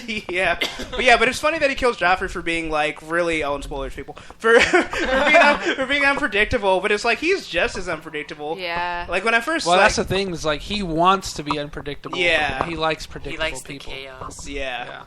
He's a lord of chaos. He likes to predict where the chaos is going to be. Yeah, he likes to cause the chaos so he can be in the center to change the power vacuum. Well, because that's the whole thing. It's like, if everything's like static, there's no way you can change it. But if you just start making everything all crazy, then you can take advantage of it. It's like a Rubik's Cube of getting yourself on top. Like, yeah. You just gotta keep like making the the real combinations. Oh, yeah, pretty much. Well, that's the whole thing, too. Okay, well, I won't say this, but you'll find out something. Or did they reveal it in this episode? Or okay, the episode that you've seen, has he gotten to the Vale yet? No. Wait, that was last week's episode. Where he talks to Elisa Aaron and she does her whole confession. The whole creepy thing, and like Littlefingers has like the when she marries him like out of nowhere. Married. Like, I shall scream when you make love to me. Oh, and she's like, they're like, this is horrible. I'd rather be in King's Landing. But the whole thing when she admits she was the one that killed John Aaron. Yeah. It's like when I read that I was like, holy crap! Because the whole time, and even in the show, they lead you to believe it was Cersei. Right. And they never really come to a clear resolution. Because I think someone I think Tyrion asked her, and she just kind of dances around the question. Mm-hmm. But you think she would have been like, nope, not you can't blame that one on me. I killed a lot of people, but that one wasn't me. But the fact that he had masterminded that whole thing, where you're just like, that little finger. I still hate you for betraying Ned, but you got something. You got spunk, kid. Yeah. Ned was doomed to die from the start. Yeah, I know. I mean, first of all, he's Sean Bean, and second of all, he's a Stark. But still, still, I wanted him to. That's live. besides the point. Starks must die. pretty much. It's in their contract. But oh man, poor Starks. But anyway. I just want everything to burn. Like at the end of the series, I want nothing to be standing. I want nothing left because I just don't. I hate everything now. I hate everything about Game of Thrones. I hate your stupid kingdom. I hate the other kingdoms on the other side. Of Daenerys is burning apart. I'm like, good, burn them all to the ground. I don't care. I want civilization to end. The Children of the Forest come down. It's like, well, now's their time. I want the White Walkers to take over because at least they seem to have an idea of how to do stuff. The White Walkers are the true king of Westeros. Yeah, right. I don't know. It could definitely end like that. If Daenerys brings their dragons and they just flip out and just start killing everybody. I imagine that it's going to be White Walkers coming down from the north, just weighing laced to everything, and then dragons coming from the east, and just everything. It's just the apocalypse. It's just the apocalypse. Everything's dying. There's it's the battle of the five armies or whatever from Lord of the Rings. Oh, this is everyone's against everyone. Mr. Frodo. You hit one person, the other person hits you in the back, and that person gets hit in the back. It's a giant fight scene from the raid, and everyone's just punching everyone. You're not even in the scene. I'm not gonna punch you anyway. But I don't know. But not spoiling. But yeah, well, besides whatever already spoiled. But yeah, when you watch this recent episode of Game of Thrones, that last scene is just hype. It's awesome. It's great. It's funny too because they had changed some parts in the book, and it was one of those where it's like I don't know where they're gonna go with this, for the whole Shay thing. Because in the book, there really isn't a love thing with her and Tyrion. It's more just we know our role, we know what we're doing here, people. This is an exchange for goods and services. But in the show, it's she actually does really care about him. Right. So I was just well, how are they going to do what's coming up? And it's just they do it beautifully. I think it's even done better than in the books. Sometimes when you do change things, so they do address that in this episode? They do address that. I think it would probably add another layer than just the whole she's just a prostitute. The whole love thing is a really interesting dynamic between Tyrion and her, and shows a different side of his character that would be missing from the show if you didn't have those moments with him. Yeah, definitely. Yeah, that's the thing. It's just as much as I can gripe about some of the changes, for the most part, all the character changes for me, except for Littlefinger, because in the book he's so much more unsuspecting. You don't think he's a mastermind in the book. He's literally, he's literally just this weird dude who's at the council who makes stupid jokes. and in the book, he's Tony Stark. Yeah, You're pretty just much. Wow, he's creepy. Yeah, but in the show, it's he's literally looking at the throne every 5 seconds, oh, I want you throne. Yeah. They make him a lot more of the mustache twirling villain when he's really just the way George R. R. Martin supposedly I still wouldn't go that far, but he's supposed to be the guy that everyone trusts. Because he's pretty much just the accountant. The accountant's not the person who's going to take over the world. Yes, they are. They're the ones with the money. They know where all the money is. Yeah, but most people aren't going to suspect the accountant. It's just oh, whatever, balance sheets, blah, blah, blah. Balance sheets, blah, blah, blah. That's the master of coin. Yeah, but it's no one ever suspects the butterfly. I still don't know if the crown is really in debt. If he takes the crown, he's still going to be in debt. Yeah, well, I'm sure he'll just get more debt. He'll do what anyone in debt does. Get more debt. Yeah. Get some Westeros credit cards. I want to see this Iron Bank they keep mentioning in the damn show. Oh, you'll see it. They show up in this next episode. Okay, good. Because everyone's afraid of them. What do they do? What can they do? It's the mob. To an army. They're loan sharks. Okay, well, this is what they do. They do it a little bit different in the show. It's not a spoiler. Okay. But they kind of they go around it in a different way. So I'll wait. Okay. But I want to say it so bad. Is it a spoiler? Not quite. If you have to question it, sir, it probably is. Probably is. Okay. Let's just close it there. Yeah. Well, wow, it's already. I just want to go around just a quick roundtable. Time flies. What's everyone watching? If anybody's got a new TV show recommendations. TV show? Yeah. Orphan Black. Oh yeah. Is it really like that good? I mean, because I was impressed with this episode enough to be like, yeah, my wife, like, Jen, we need to sit down and watch. It's really show. that good. We how many episodes is in the first season? Like 13 or something. We watched like 8 hours in one night. Wow. And it's already on the second season? It's already on the second season. That's the fourth episode that you watched. Okay. And Mrs. S was in that episode, right? She's a badass. What's her? What does she look like? She has like red hair, and she's not a twin. No, she's not a. Okay. She's not a twin. All I remember, I think if it's the lady I'm thinking of, she has light eyes. And she's Irish. Yeah, I think so. Yeah, she's a badass. She was like making out some black dude. What? That's news to us. Okay. Mrs. S has a boyfriend? I wouldn't expect she's sure. They seem familiar with each other. She's like some like super. I don't know if that is Mrs. S, so I don't know. Yeah. Lady. She's kind of like a awesome. plain-looking lady. It was like there was something very arousing about her. Yes. Yes, that's Mrs. S. Okay. When you use that verb. Like, so this is when people say confidence I think that's all attractive. I can think of. Yeah, her fire like is just like. Yeah. Ooh. Yeah. She's a sexy lady. Well, she just starts making out with some dude like in front of the bathrooms, like the hallway to get to bathrooms in a bar. Huh. And they just like drop trout and start like. No, they don't. Yeah. Well, I mean, it doesn't like go graphic, but like. Mrs. S, I'm so disappointed. You're a lady. She just starts like unbuttoning the dude's shirt, and he's like, "Here." He's like, "What's the matter? Did you lose your flavor for something? For something?" my chest here. Some really like cheeky comment, and then like it just cuts away after. Well, she probably hasn't had any in a long time. Don't you say that. She's been Don't you say that. She can get it whenever. What's her face forever? Maybe they have something going. Oh. What you got? What you got, Prometheus? Do you have anything you'd like to Well, I just finished watching the second season of House of Cards. Not as good as the first, but still worth watching. Yeah. Especially the season premiere, where it's one of those where you're like, "Alright, this is getting pretty good." Da da da. Then, oh my god! Yeah. Like, there's like one of those moments where you're like, "All right, I'm watching this whole season now." Yeah. But I've been watching that, and I've been watching The Wire on season 3. It's an older HBO show, but it's just really solid. It's just like it's not like Breaking Bad where you're like on the edge of your seat every second, but it's like just a really solid like cop drama. So I definitely recommend it. And I think that's all I've been watching. I watched a little bit of Boondocks, so that's like season 2. So I'm getting caught up. You got anything, Ace? I just rewatched. You've been watching a lot of QI. QI. What is QI? QI is a British kind of game show. They go around and have like crazy trivia questions like you won't know the answer to, and they kind of just joke around and stuff.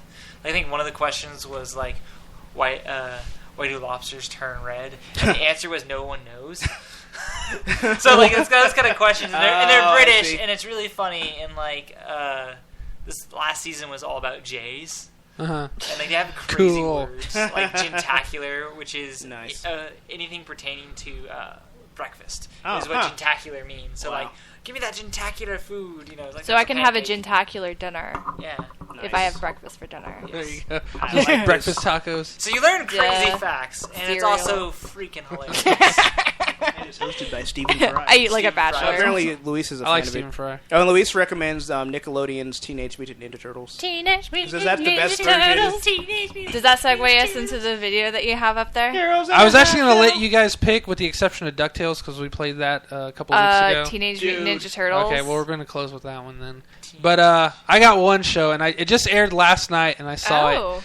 And I saw a thing, ad for it in Entertainment Weekly, and it had a picture, and I had to do a double take because it didn't have her name, but I asked my wife, is that Billie Piper? And she's like, No, "Oh it's my-" not. No. Yeah. Shut I was your like, face. yeah, it is Billie Piper. Because the day before we were like halfway into the second season of Doctor Who. Right. Tennant's run. Who? Yeah. Or I guess Billie it's Piper? the third season because he's now with Martha Jones. Yeah. And so we're halfway through that season. Yeah. And I told her, I was like, I don't know what it is, but suddenly I'm very attracted to Billie Piper, and she's like, I'm surprised it took you this long to come around. She's fracking gorgeous. She's awesome, dude. She got more beautiful with age, I think. Yeah, she's like really cool. And so when I saw this, I was like, I don't know, it's got Billie Piper. I think we're gonna have to. I don't want to look obsessed, but I think we have to check this show out. I don't want to look obsessed. I am, but I don't want to look like. I saw a commercial for it the other day, and I was really interested in it. Is it good? Yeah, it's good. I guess Penny Dreadful's based off like an old, like early 1900s publications that they did in the newspapers, and that's where like the story of Dorian Gray and all comics before. Yeah, kind of like that. Kind of like Prince Valiant kind of stuff like that. Yeah. And it's got Timothy Dalton, Eva Green. So there's reason number 2 for watching it. Josh Hartnett's reason number 3, and then it's got Billie Piper. Wait, are you saying Dorian Gray is a character? Yes. Man. Eva Green is Vanessa Ives. They haven't introduced Billie Piper yet, but then there's another dude, and I don't want to spoil it, but he's another big fictional character. Sweet. But it deals with the first episode alone deals with vampires, kind of the undead, bringing life back. So it's all the old it's like Anne Rice, Mary Shelley. Like all those kind of... It's like that kind of horror. Yeah. Kind of classic horror. And it centers around Timothy Dalton and... Why do I know that name? Timothy Dalton? James Bond, wasn't he? Yeah, he was James Bond. He was in Hot Fuzz. Yeah, that guy. There we go. And he was one of the... He was like the head Time Lord guy, I guess. Yeah. Yeah, him and Eva Green, they're like partners, and his daughter gets kidnapped by supernatural forces, and he can't explain it. So he starts like... And then the Winchesters show up. Yeah, maybe they might. Sam Dean. Oh, yeah, Blood Ocean 07 recommends Hemlock Grove on Netflix. Oh! Is that a good show? The Novas have to veto that. Nova vetoes. I apologize. Who was that? Was that 2-1. Blood Ocean? We watched Hemlock 6 hours Grove. of that, and I wanted to kill myself. Well, and we kept saying it's gotta get better. Yeah, I assumed it would. 6 hours of my life down the fucking drain. It could have been really, really, really, really interesting. It had a lot of potential, and then it went nowhere. Yeah. To me, I can see where maybe some people really like it, but for me, it was torture. I mean, the werewolf transformation was really cool. It was really gory, but it was really cool. It was a transformation that I'd never seen before. So it was exciting. Yeah, like teeth coming out, nails coming out. It was gross. It was amazing. Nice. But yeah, I don't know. Hemlock Grove was not my cup of tea. Sleepy Hollow. Sleepy Hollow. Oh, Sleepy Hollow's good. Yeah, I've heard good things about that. You should watch it. I still need to. You could always just play Supernatural for the rest of your life to get caught up. For the rest of your life. I have to say, there's a lot of really amazing episodes. You have to weed through a lot of shit, though. No, not in the beginning. The beginning wasn't not like in the that. beginning, but now it's just like there are very few far between. But sometimes when they do it right, you're just like that. Just sent like chills on my spine. Or like I was laughing the whole time. I can't believe this is a network TV show. You know, there's a whole episode where it was just a parody. So is Penny Dreadful funny?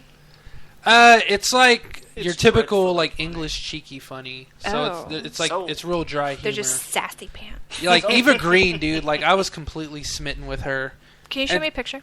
Yeah. Of Eva Green? Yeah. Yeah, she's her. Oh. Yeah, dude. Everyone's just like, who? Hey, Eva Green. Well, there's this part where she's talking. Josh Hartnett is he's an American guy, typical American dude, but he's a gunslinger and a really good gunslinger. And so she hires him to join her and Timothy Dalton, which you later find out was to kill vampires because they're not really capable of doing that. And someone of his caliber could do it easily, no matter how like shocked or... Van Helsing? Yeah. Well, I don't know if he's Van Helsing, but it's Van Helsing style. He doesn't know what he's getting into. Okay. So you have that surprise element. Van Helsing. Yeah. Surprise vampire hunter. Pretty much. Yeah. So I didn't know I was a vampire hunter. Yeah. Before he agrees, like they meet in a bar, and she just like breaks him down. He's all like, you want people to think you're simple, but you're very you like her talent is to like read people just by looking at them and their mannerisms. She can break a person down, and she gets into his head, and she was like, you had some traumatic thing, and you're really rich, and you try to seem like you're just barely getting by, but your watch suggests this, and blah blah blah. Ollie? He gets all like he gets all shaken up by it and shit, and then Get out of my head! And she's just like really, really stern. Like she has like this no sell, like no emotion. She's just talking to him like a robot. And he was like, if you give me a smile, I might say yes. And then she just is really like slow, like. And I was like, done. I'm sold. I love this lady, you know. And then she just walks away, and he was like, "You never gave me your name." Oh no, he goes, "Do you even have it?" Is like, "Do you at least have a name?" And she's just like,